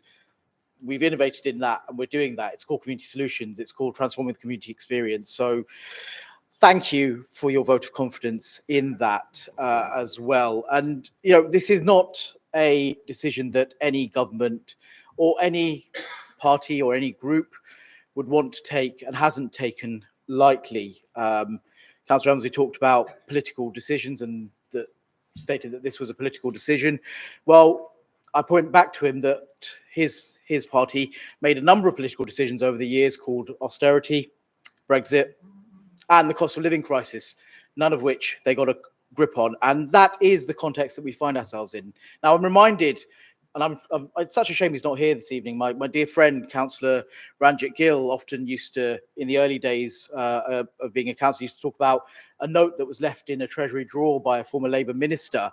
Well, he left a note. Unfortunately, they left a black hole, ran away, and didn't tell anyone about it. And that's the context. So there was a lot that the new Chancellor was surprised by, and it's very well documented, no matter what he says. And the fact is, yes, it is a difficult decision, and it does need difficult solutions. And I do believe that the Chancellor is trying to act in the best interest of the country by shoring up our finances. And that is where this amendment comes from. So in terms of actions and some of what this talks to, we know that the Department of Work and Pensions is already writing to those who potentially are in receipt of housing benefit. I've got the numbers here actually. No, actually, they're not writing to those that have that are in receipt of housing benefit to see if they may be eligible for pension credit. And as a result, the number of people who have signed up for pension credit in the last 5 weeks is 38,500, compared to 17,900 in the 5 weeks before. And there is something missing in their motion. And I think, I don't want to say that it's deliberately missing, but I just don't think they want to talk about it, that there is so much support out there for our pensioners and those who are most vulnerable. We talked about some of it earlier today, but they've ignored the pension triple lock, which we are protecting. And that will lead to pensioners receiving an additional £900 just this year. And that could further, that boost over the years, the fact that we protected it as a government, could be worth more than £400 for 25-26. So this is a process, it is difficult, and I appreciate it will cause uncertainty. No one is running away from that. The amendment is trying to be helpful and talking about the interventions and the work that we do with the voluntary sector already. That's not reinventing the wheel. That is just our business as usual. I worry a little bit, Councillor Elmsley's comments. For a group that has criticised us for political point scoring, the challenge is very, very clear. Will they accept the amendment that is helpful and looks to support our pensioners, or are they going to try and score points and end up voting for it anyway? Thank you, Madam Mayor.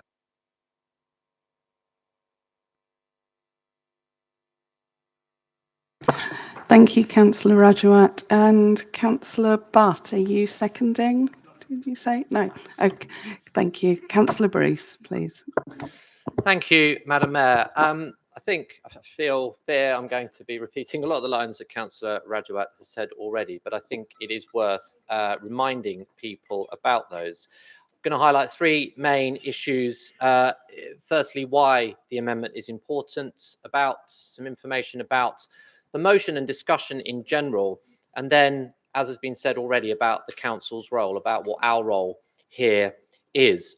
So the amendment is important because it gives a complete picture around the context and the situation that we find ourselves in. These are difficult decisions. We've been taking difficult decisions in this council for 14 years. The Labour government find themselves having to take difficult decisions now because of the circumstances that have been left. And the amendment speaks much more closely about as to why those decisions have to be taken, but also in what context they are going to be taken. And it outlines the support the government are giving nationally and the work the council is doing and will continue to do to support the most vulnerable. Secondly, the debate in general and the discussion points in general, and there's a wider issue here. This motion shows that the Conservatives haven't learned any lessons from the past 14 years or from their election defeat. It shows that they show no contrition about the impact they've played in the decisions that need to be taken and the mess they've left the country in. The economy is an incredibly poor state. That's not just about numbers and arguing whether inflation was this or whether employment or unemployment is this number.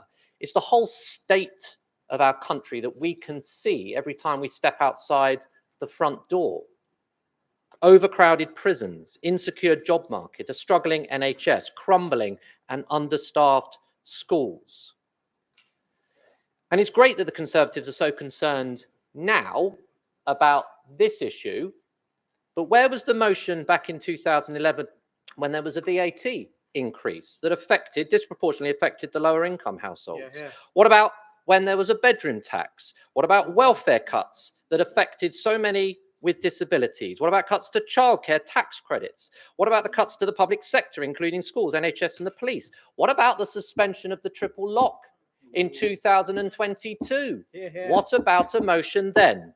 And what about the limited and badly targeted energy support that their government, I'm pointing at them, but their government introduced? Now, the list could go on, and there are many, many others that we could talk about. However, what we're talking about here is the amendment, is the role that the council can play. I'm a Labour Party member, but more importantly, a councillor in Hounslow and Hounslow's administration. And that's the things that we need to talk about. Business as usual, as the leader says. The resolutions are the real key to this. I do agree with Jack on that point, that the resolutions are the absolute key. And it's business as usual for us. They show what the council is doing and what it will do to continue to support the most vulnerable pensioners in our borough. Thank you.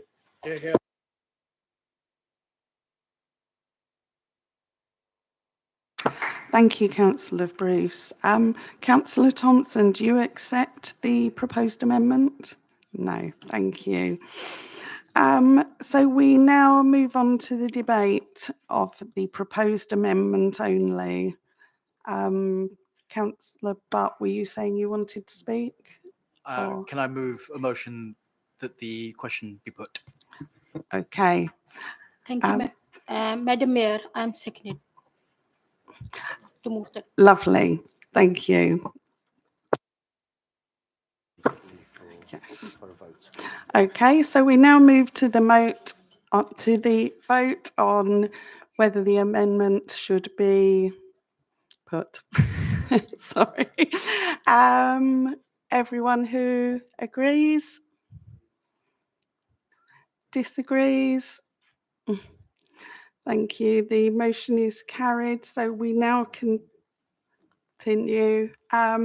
with the motion as amended. And if anyone would like to speak on that. Point of order, Madam Mayor. Can I put that the question be put? You can.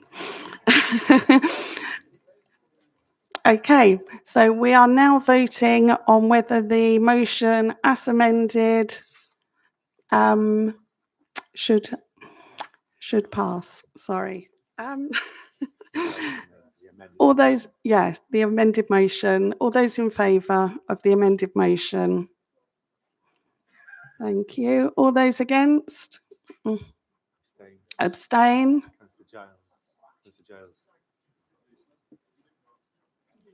You didn't vote. Okay. Thank you. The motion as amended has passed. Thank you.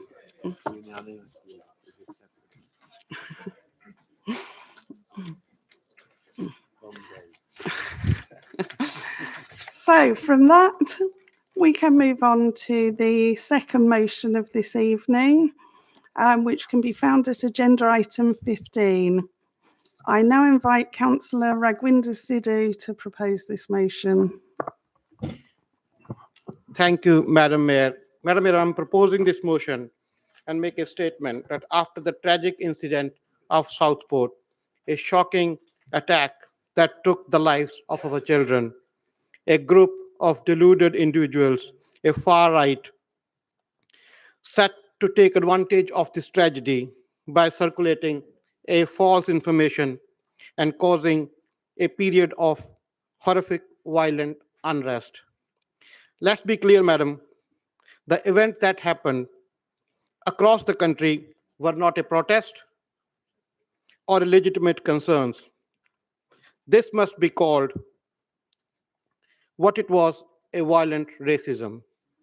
Vulnerable communities across the United Kingdom were targeted on the basis of color, religion, nationality, and ethnicity.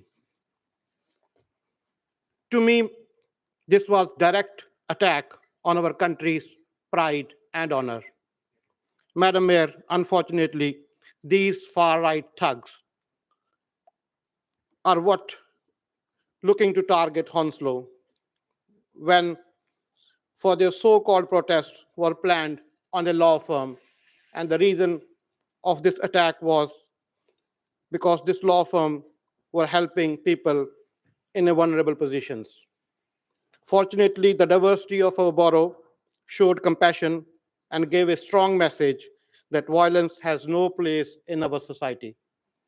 I would like to send my sincere thanks to the police, council staff, all the elected party representatives, faith groups across the borough, who all played a commendatory role. I would especially like to give thanks to our residents who stood with us and shout out quietly, very clear, racism, division has no place in Hounslow.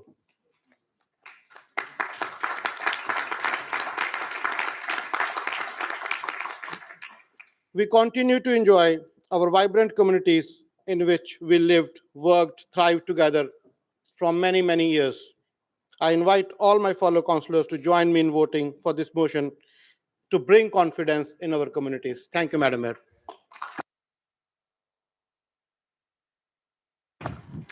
Thank you, Councillor Sidhu. I'd like to invite Councillor Farah Kamran to second this motion and speak if she wishes. Thank you, Madam Mayor. It's been awfully difficult to watch the racist far-right anti-immigration protests and riots unfolded across the UK. The riots were fueled by false claims circulated by far-right groups. I personally experienced the fear and concern within community and then done my utmost to assure everyone. It comes as great shock to me that Hounslow was a potential target of the violent unrest that affected parts of the UK. The impact of all this period will be long-lasting and which will increase security. People are not going to forget. However, the Council's unwavering commitment to the safety and well-being of every Hounslow resident is paramount. Violence has no place in our society. I would like to express my gratitude to the council officers, police, and our faith organizations who have all come together and worked together in these difficult times to ensure the safety and well-being of all our residents. We stand united as one community, one Hounslow. Hounslow has a proud history of welcoming and embracing individuals from all different backgrounds, faiths, and nationalities. Our borough not only celebrates diversity but thrives on it, and our diversity is our strength. Therefore, this council resolves that there is no place for discrimination, hate, or violence in our community. And the council will continue to promote and develop our policies based on equality, fairness, social justice, and inclusion. With this in mind, I seconded this motion and I wish to support this motion. Thank you, Madam Mayor.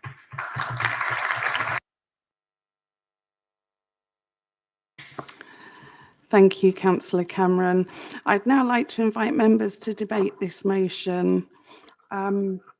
Some councillors have notified me in advance that they would like to speak. So I'd first like to ask Councillor Riaz Gul to speak. Thank you, Madam Mayor. for giving me a chance to speak in favor of this motion. Being a Hounslow resident, I feel proud in our vibrant community where over 150 languages are spoken and people from all walks of life practice their faith freely without any fear. However, as a law-abiding citizen, I was deeply distressed by the recent civil unrest that has been shaken parts of the UK. Unfortunately, Hounslow was on a target by the racial rights, but thanks to the swift and professional, everyone must enjoy the rights enshrined in the European Convention on Human Rights, regardless of the skin, color, sex, language, political or religious belief or origin. The principle of non-discrimination is inherently tied to inequality, of firmly that all peoples are born and remain free and equal in dignity and rights.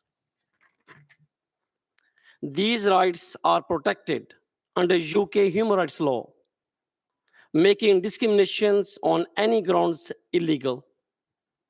In our democratic society, which values freedom of religion and human rights, it is crucial that we recognize that everyone, regardless of their background, whether black or white, have the same rights. We must not allow ourselves to divide by our origins. We must continue advocating for tolerance, respect, and unity. I strongly support this motion and encourage continued collaboration with the police to address and prevent such violence disturbance. Thank you, Madam Mayor.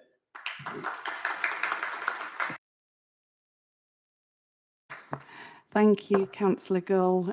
Councillor Dan Bowring, please. Thank you, Madam Mayor. I'm angry.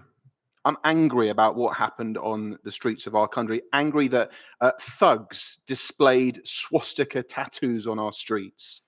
I'm angry that violent criminals destroyed personal property, attacked the police, targeted places of worship, people of colour, and perhaps, well, no, certainly, most chillingly, set fire to a building with people, with children in it.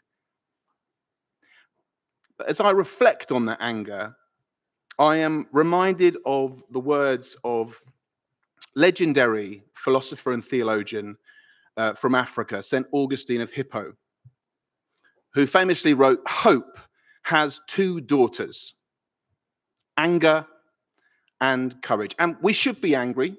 We should share a sense of revulsion at these sickening scenes. But more than that, we need courage.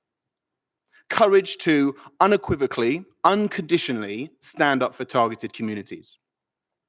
Courage to build a society where everyone is safe and has opportunity, and not just courage to call out the violent extremism, that's the easy bit, but the courage to look backwards along the line of fallen dominoes that leads to the enablers, because this is a direct consequence of the politicians and the commentators who chose to repeatedly use dehumanizing language and spread lies and conspiracy.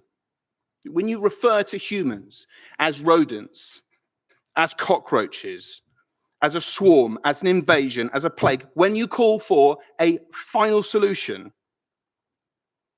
when you do those things, what you get is what we saw on our streets. So I stand firmly against hate and violence in all its forms and proudly support this motion. Thank you, Madam Mayor.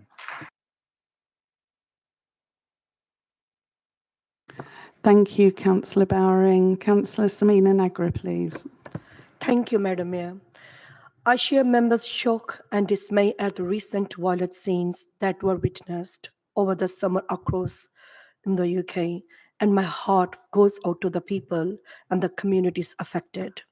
These acts were completely unacceptable and should never be repeated.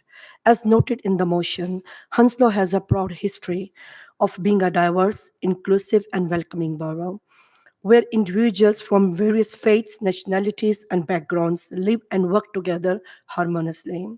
I am so proud of the values that unite us as one Hounslow, values that were evident when our own borough was targeted. I am in awe of the swift and effective response of council officers, the Metropolitan Police, and our local faith organizations during these challenging times. Their efforts ensured that Hounslow remained safe and that the violent unrest seen elsewhere in the UK did not take hold in our borough. I am proud to support this motion and this council in celebrating the positive contributions of all our communities and reject any form of hate or discrimination. Thank you, Madam Mayor.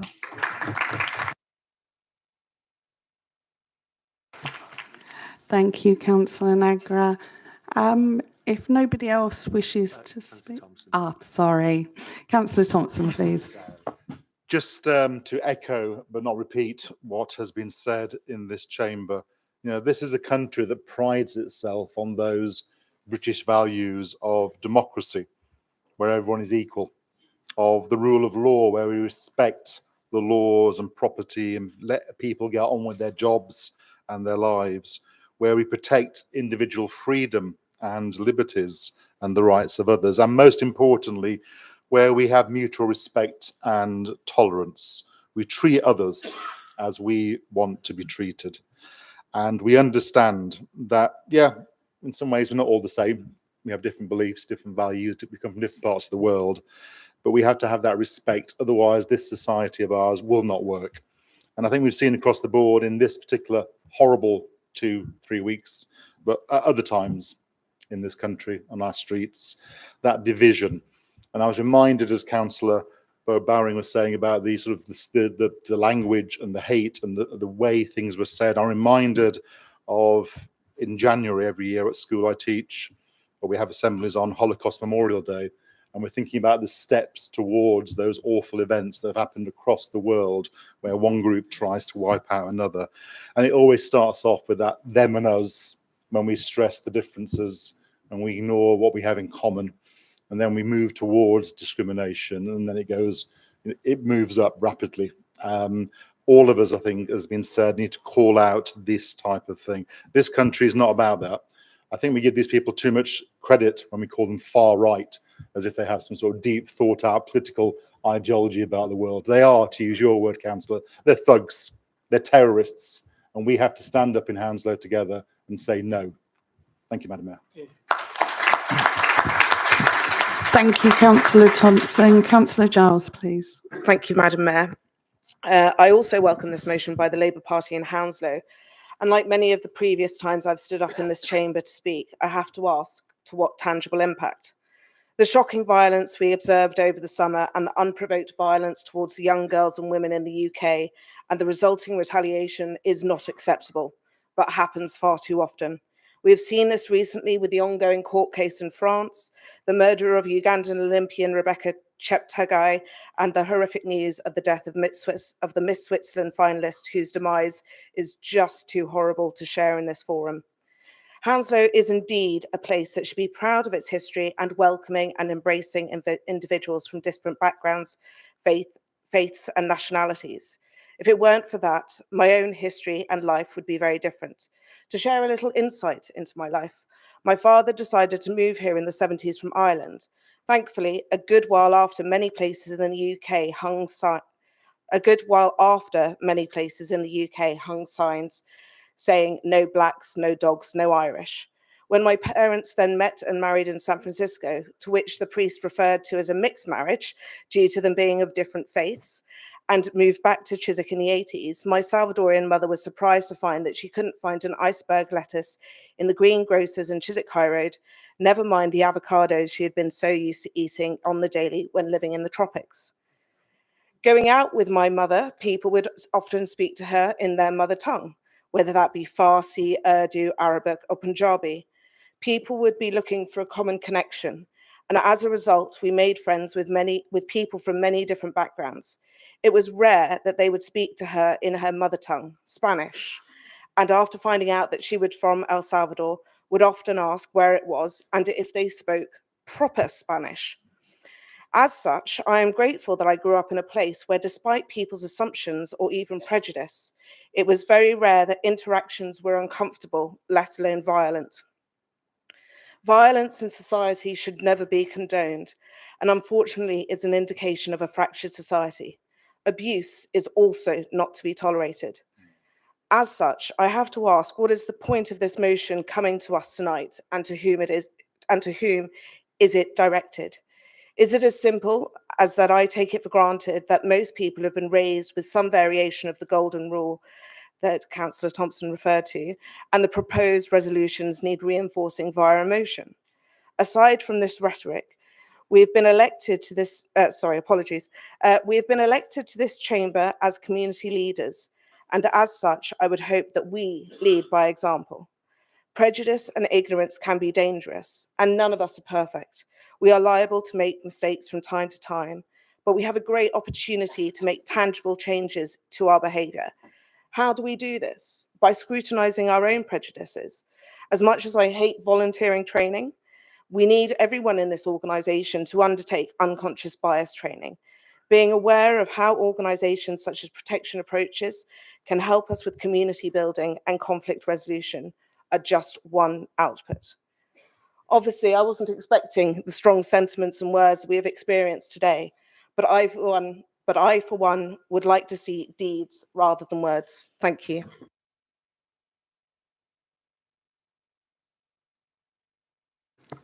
Councillor Sidhu, would you like to sum up?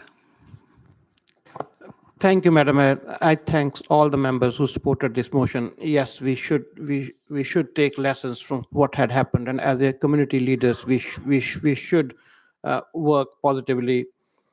I just remind myself, it was in 2018 elections in Bedford. There was a board outside in one of the Conservative candidate, "Take back Bedford." These sort of slogans should not happen in Bedford or in Hounslow or in UK. So I think, yes, thank you very much, Madam. Thank you, Councillor Sidhu. So we now move to a vote.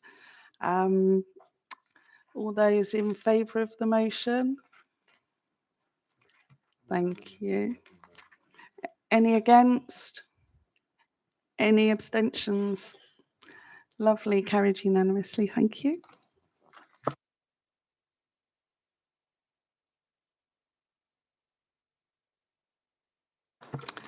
And agenda item 16 is a motion proposed by Amy Croft, please. Thank you, Madam Mayor. This motion leads nicely on from some of the sentiments from the last motion. As councillors, we are the public face and voice of the council in our communities, and we are the democratic voice of our communities in the council and more widely, and we must be able to use that voice in a democratic way. Harassment, abuse and intimidation of councillors is a growing problem nationally, not just in frequency, but also in severity. And some of the sentiment has already been raised by fellow councillors from both sides.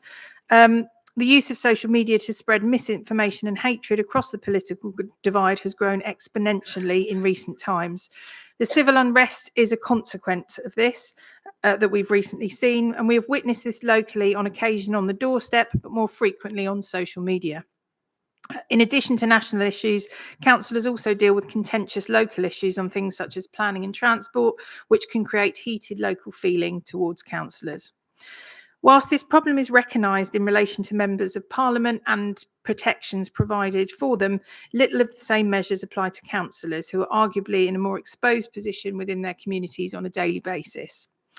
This motion calls on the council to implement a number of measures to create a safer space for democracy for councillors to carry out their mandate. If this pattern of abuse is allowed to flourish unchecked, then the damage to our local democracy will be fundamental. Elected members must be free to speak and vote in line with their conscience, without the fear of abuse. Without this protection, many otherwise worthy candidates will be discouraged from standing for election or re-election, and this is particularly pertinent to ethnic minority candidates or women, thus eroding our democracy. Therefore, I urge you all to support this motion. In the sentiment of this motion, I echo what's been said by Councillor Giles and Councillor Thompson. We need to lead by example. We are all elected representatives of our residents, and as such, we need to behave in a sensible manner and to work together for the benefit of those residents. We are much stronger together than we are divided. Political point scoring by individual attacks on members and unnecessary theatrics should be condemned by all in the chamber. And our debates need to be conducted with respect and integrity, which unfortunately has not been the case in some of the recent Borough Council meetings. I would ask that all colleagues support this motion and reaffirm their commitment to the level of respect and professionalism mandated by the Nolan Principles. Thank you.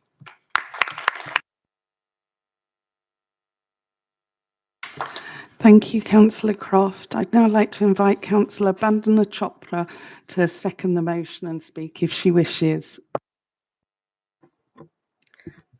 Thank you, Madam Mayor, and thank you, Councillor Croft. I'd like to second this motion.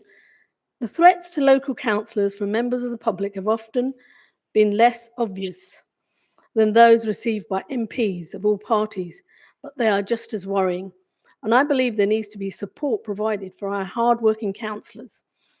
Whilst campaigning for the London Mayor and the general election, some members of the public thought it acceptable to abuse, threaten and harass us just because they didn't agree with what we were proposing, or because they thought we were not supporting what they believed in. This behaviour has been quite frightening at times. I also experienced a disturbing incident recently while campaigning with 2 volunteers, where a resident thought it acceptable to verbally abuse and threaten me just because I'd rung their doorbell. When we moved on from the property, the resident and their partner followed us to the end of the road and then round to the next road, continuing to abuse and intimidate us, and even called the police, claiming that they were being threatened. Fortunately, the police arrived, listened to both sides, understood the situation correctly, and spoke to those residents and cleared everyone away. I can tell you, it really was a disturbing experience for me, and I was left shaking. It is vital that we, as councillors, behave properly and in a civil and polite manner to set a good example to our residents. Otherwise, the public observe how politicians at all levels are seen to act by shouting and being aggressive in the chamber, and then reacting in return. The public then use our conduct as an excuse to be aggressive and abusive. None of us want to cause or experience bad behaviour, and we should all do things as much as possible to safely discourage it. In the current sadly aggressive climate, with some residents, it's more important than ever to be aware of everything around us when canvassing or holding surgeries for our own safety. Also, we're all reminded always to campaign or leaflet drop with other people, never alone, as there's always safety in numbers. Debate and disagreement are part of a free society. Threats and abuse are not. So I strongly ask all members to support this motion. Thank you.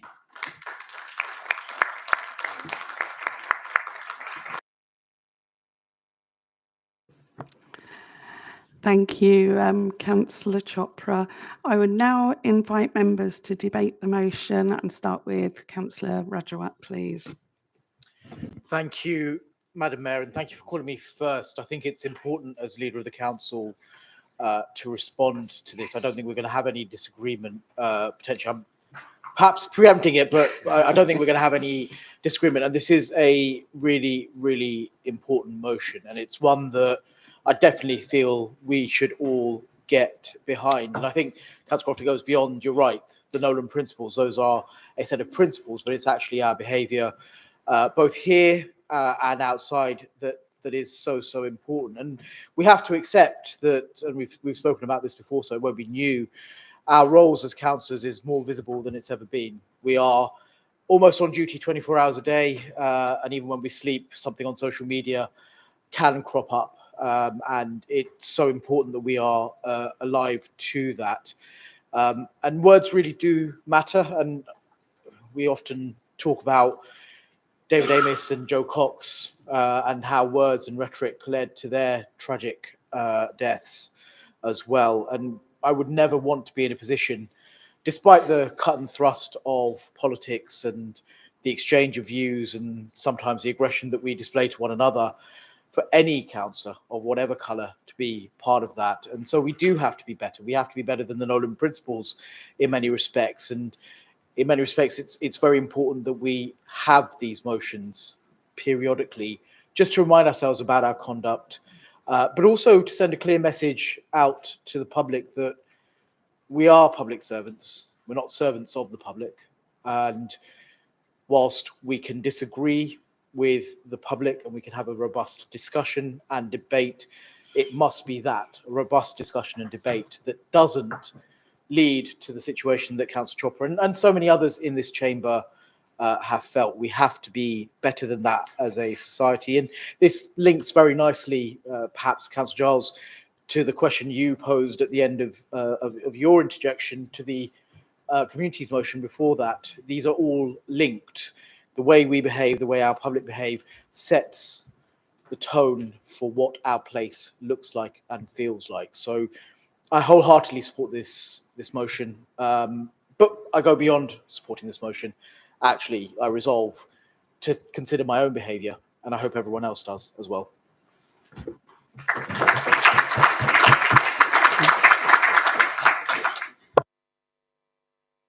Thank you, Councillor Rajawat.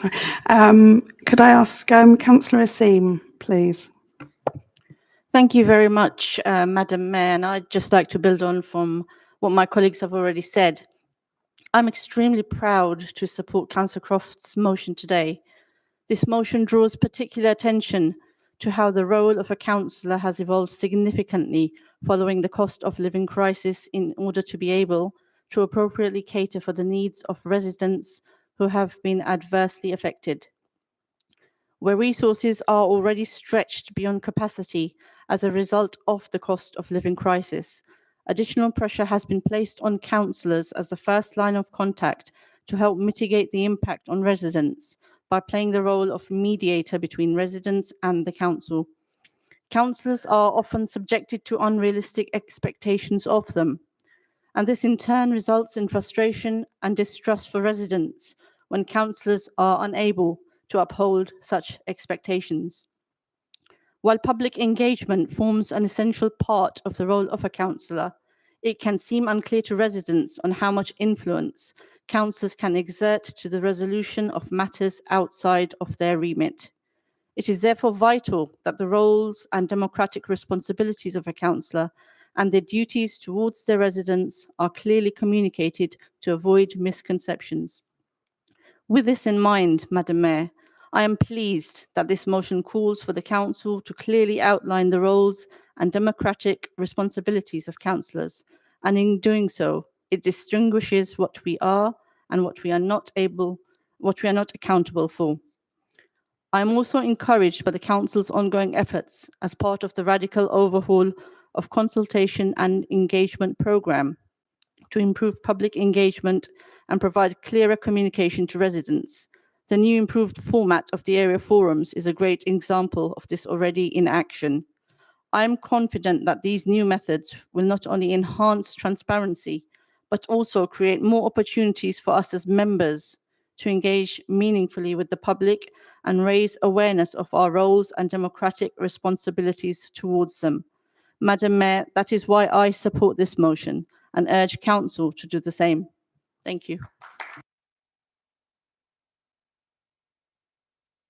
Thank you, Councillor Asim. Councillor Bidoff, please. Thank you. I've spoken in this chamber before about the need for we councillors to ensure that we put our residents, indeed everyone we represent, first. We were elected to serve others, not ourselves. And while I expect and it's clear that no one in this chamber is against this motion in principle, what worries me is that it is only concerned about protections for us. It's self-serving. Electors, in fact, everyone we serve, whether with a vote or otherwise, and regardless of whether they might want to stand for election, have a stake in democracy. Protecting them from harassment, abuse, and intimidation is vital. So I feel strongly that it's wrong of us to look at protection from harassment, abuse, and intimidation only from our point of view. Policies, practices, and processes to protect us must not take precedence over the Council's policies, practices, and processes to protect people we represent. The Cabinet Member for Housing knows that before the Cabinet meeting on the 16th of July, I raised concerns about the Council's antisocial behaviour policy. Antisocial behaviour includes harassment, abuse, and intimidation, as it affects the Council's social housing tenants. Those concerns were raised by residents who had experienced harassment, abuse, and intimidation, to whom I had shown the policy paper, and who remain shocked by the continuous delays in producing the practices and processes needed to implement the policy to protect them. Cabinet approved an existing overall policy, but there were no, and I'm quoting from this motion, strong, clear, and visible approaches to dealing with this issue, and no, and again I quote, clear steps to improve and strengthen protections against harassment, abuse, and intimidation for residents. I was given informal explanation about the paper to Cabinet, not from the Cabinet member, but from an officer, that the processes, including specific actions, named roles, and timelines were still being drafted.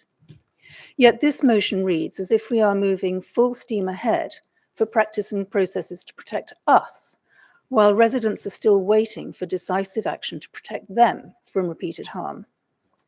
And this is despite many years of appealing to the Council for actions to stop harassment, abuse, and intimidation, often motivated by racial prejudice or homophobia. I know some residents have been reluctant to bring their experiences to a councillor for help, discouraged from speaking because they fear repercussions from those who are harassing, abusing, or intimidating them, and perhaps stopping them from standing for election. Their stake in democracy depends on our support of them. That's why I'm uncomfortable approving a motion that progresses practices and processes to protect us while residents are still waiting. So I'd like a firm commitment that actions resulting from this motion will not be prioritised over actions that are badly needed to protect residents. That those we serve will be looking at us and how we protect them, having been elected to do just that. So I'm not saying no to the motion, I'm saying can we please make sure that we don't just protect ourselves. Moving on to outcomes, those protections for residents and for councillors and officers must be prominently publicised and kept visible, easily findable on the council's website and listed in articles and relevant policy papers. They must not be hidden. There are 2 points. First, information on the website for residents is currently out of date, and that must be changed urgently. Secondly, the motion refers to a need to shore up the support offered to members and officers. I don't know what that support is. I can't tell how it needs to be shored up. There's no reference here to what it is. And it seems to me that those references would have been here if this hadn't been just a cut and paste job from the Local Government Association's Lib Dem bank of motions. There's nothing in here that ties it to what exists already. And you say there is something about which I know nothing. Madam Mayor, I hope the Cabinet member will confirm that actions to protect councillors will not take precedent over actions to support residents and others we were elected to serve, and that practices and policies to protect residents will be published and implemented without further delay. And on the progress, I hope that opposition councillors are included in decisions about what happens, because whilst there are things that are in common for all of us, and we know that there are things in common for women, and I recognise some of the comments that I've read on Brentford today by Councillor Dunn and by Councillor Giles, as having happened to me as well, it is important to include every single type of councillor that there is from many perspectives, and that means some of us might have many things to say. Thank you, Mr. Mayor.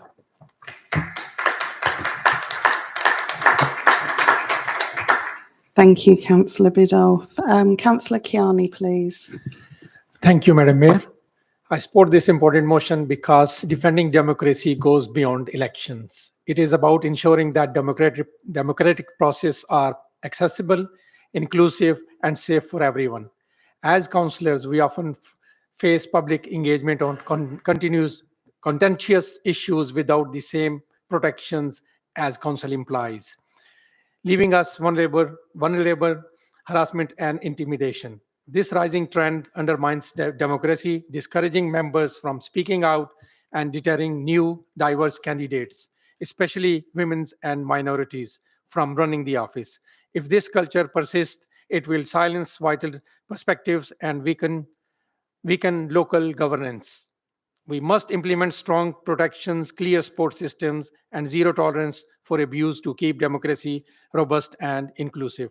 I fully support this motion and urge my colleagues to do the same. Thank you, Madam Mayor. Thank you, Councillor Kiani. Councillor Dunn, please.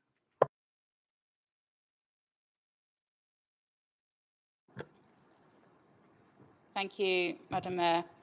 I welcome this motion, which recognises the toxic environment to which we are sometimes subjected in politics and public life. We know that during the recent local and general elections, many candidates faced threats of violence or in some case actual violence. Some of our own councillors, particularly from the Muslim community, were subject to intimidation and threats.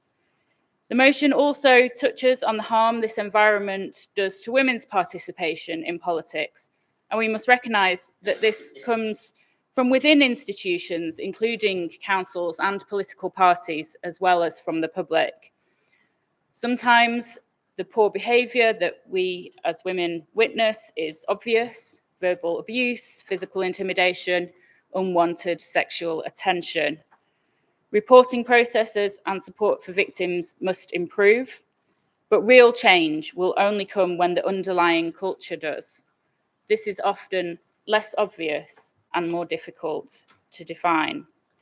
It includes being excluded from informal meetings or social occasions, being ignored in meetings, or taken less seriously than our male counterparts. I have spoken with women from both parties in this chamber who say they have experienced such behaviour. And as others have said this evening, as local representatives, as public representatives, we must lead by example and examine our own behaviour. That must include an honest appraisal of the culture of the council and our political parties and action to change it. Thank you. Thank you, Councillor Dunn. Councillor Mashiso, please. Thank you, Madam Mayor. I hadn't intended really to kind of speak, but listening to all the excellent contributions to this debate, I felt obligated to speak on this particular issue.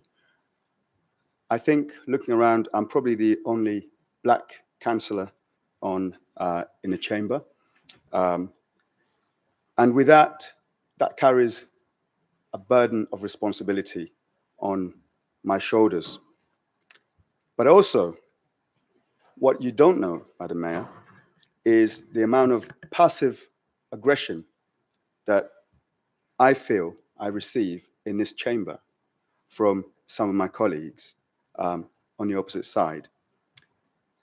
It seems at times that it is an easy way out. I'm an easy target. But sometimes, if we talk about trying to work cordially, there needs to be that level of respect. Disagreement does not mean dislike. We can disagree, but we do not dislike.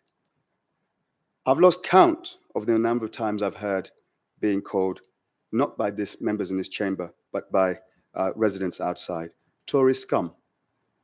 And that word is often supported on social media by some members from the opposite side. I believe, I really truly believe, that in order to have a proper democracy, we must have opposition. And that opposition must be respected.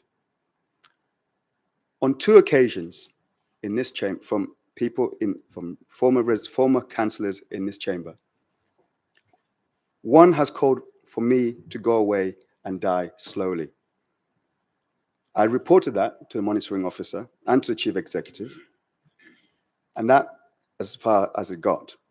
So when this motion comes forward, when we're talking about respect and harassment, I do hope that deeds speak louder than just the words. I do hope that we can call out incidents of passive aggression or being told to go away and die slowly by former councillors in this chamber. And so the last comment, and I have to acknowledge that this was something that I raised on behalf of a fellow colleague on this side, because there was a member of this current administration who was actively siding with residents who were abusing one of our councillors, Councillor Bidoff, online. That did get called out, but again, action was never taken. So this motion, I truly do welcome it. And by the way, Councillor Sidhu looks confused. I'm happy to share the evidence with you after this debate. So to conclude, Madam Mayor, I do welcome this motion, but I do think that sometimes we are saying things when it suits us. But when it really does matter, I've yet to see evidence of cordial working and disagreeing politely. Thank you, Mr. Mayor. Thank you, Madam Mayor. Thank you, Councillor Mashiso. And Councillor Giles, please. Thank you, Madam Mayor. I'm going to go in a slightly different tone. So I recently discovered that philosopher René Descartes, quote, cogito ergo sum, I think, therefore I am, while being snappy is not the full insight he expressed. Like many things in our modern lives, while we look for sound bites, we often overlook the full truth. René's full quote, because we're buddies, dubito ergo sum vel quod idem est ergo cogito ergo sum, and I am no Latin scholar, so loosely translates and actually changes the whole sentiment of the phrase to I doubt, therefore I am, or what is the same, I think, therefore I am. And as I said, I am no Latin expert. My pronunciation is probably like, making people roll in their graves. But I'm no philosopher either. But as I have often spoken in this chamber, the importance of questioning and making your voice heard is vital. And we need to question everything. I am someone who welcomes diversity, and that includes diversity of thought. Without proper, rigorous debate and questioning, how do we find workable solutions? Unfortunately, and as we have experienced and heard too often in this chamber, especially this evening, people will resort to the lowest form of Graham's hierarchy of disagreement and rely on name calling or attacks on our characteristics. As councillors, we've been elected to make our voices heard. We need to be able to stand alongside the power of our convictions. As female councillors, we are subject to more intense scrutiny than our male counterparts. And unfortunately, due to people's own prejudices, we'll often have our complaints dismissed. I won't retell it here, but my statements to Brentford TV following the news of Councillor Dunn's statements hold true. In preparation of this meeting, I took some time to review the debate from November 2022 on the LGA debate not hate motion. And I'm saddened that despite Councillor Bidoff suggesting a number of solutions, very few of these were enacted. Too many female councillors have had their personal safety jeopardised, and this can be debilitating. Even when we tell of these experiences, we are then asked if we reported these to the authorities. We need to encourage open debate, not tolerate personal attacks, regardless of creed and colour. As before, I would like to see specific outcomes, and I look forward to continuing the discussions that Councillor Dunn and I have already started. Thank you very much. Thank you, Councillor Giles. I'd now like to ask Councillor Croft to sum up, please. Thank you very much, Madam Mayor. Firstly, forgive me for my pronunciation, but quid latin dictum sit autem sonata in response. And you can look that up at your leisure, those that don't know what it means. If I can just respond to Councillor Bidoff, absolutely take your point about residents, but without us being able to freely speak and put forward residents' concerns here as their democratic voice, it means that, you know, the residents aren't protected. The last motion put forward by Councillor Siddy perfectly does that, and that's why that motion went first, to put forward the rights of residents. And there's a part in that that suggests that absolutely we are looking at the policies, and absolutely I can confirm that these policies in terms of councillors are not going to circumsede those put forward. So you have my word on that. In response to Councillor Mashisho, and sorry, I meant to say thank you very much, everybody, for your input. It's been a lovely debate. I would urge us all, as the leader has done, to reflect on our own behaviours within this chamber. I agree with everything that's been put forward. We all have a voice, and we all should have a voice, and that shouldn't be dampened by anyone. However, there have been times when many members of us from both sides of the chamber have acted in a way that is inappropriate in terms of the Nolan principles. And I would just leave it to say, I do hope everybody supports this motion, and I would urge everyone, including myself, to reflect on our behaviours within this chamber, because we hold a mandate that's incredibly important. Thank you very much.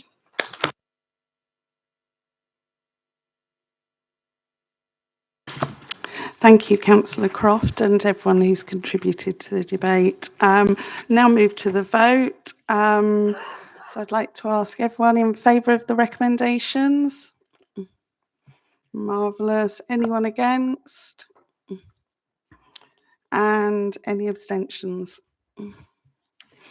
Okay, lovely. Thank you very much.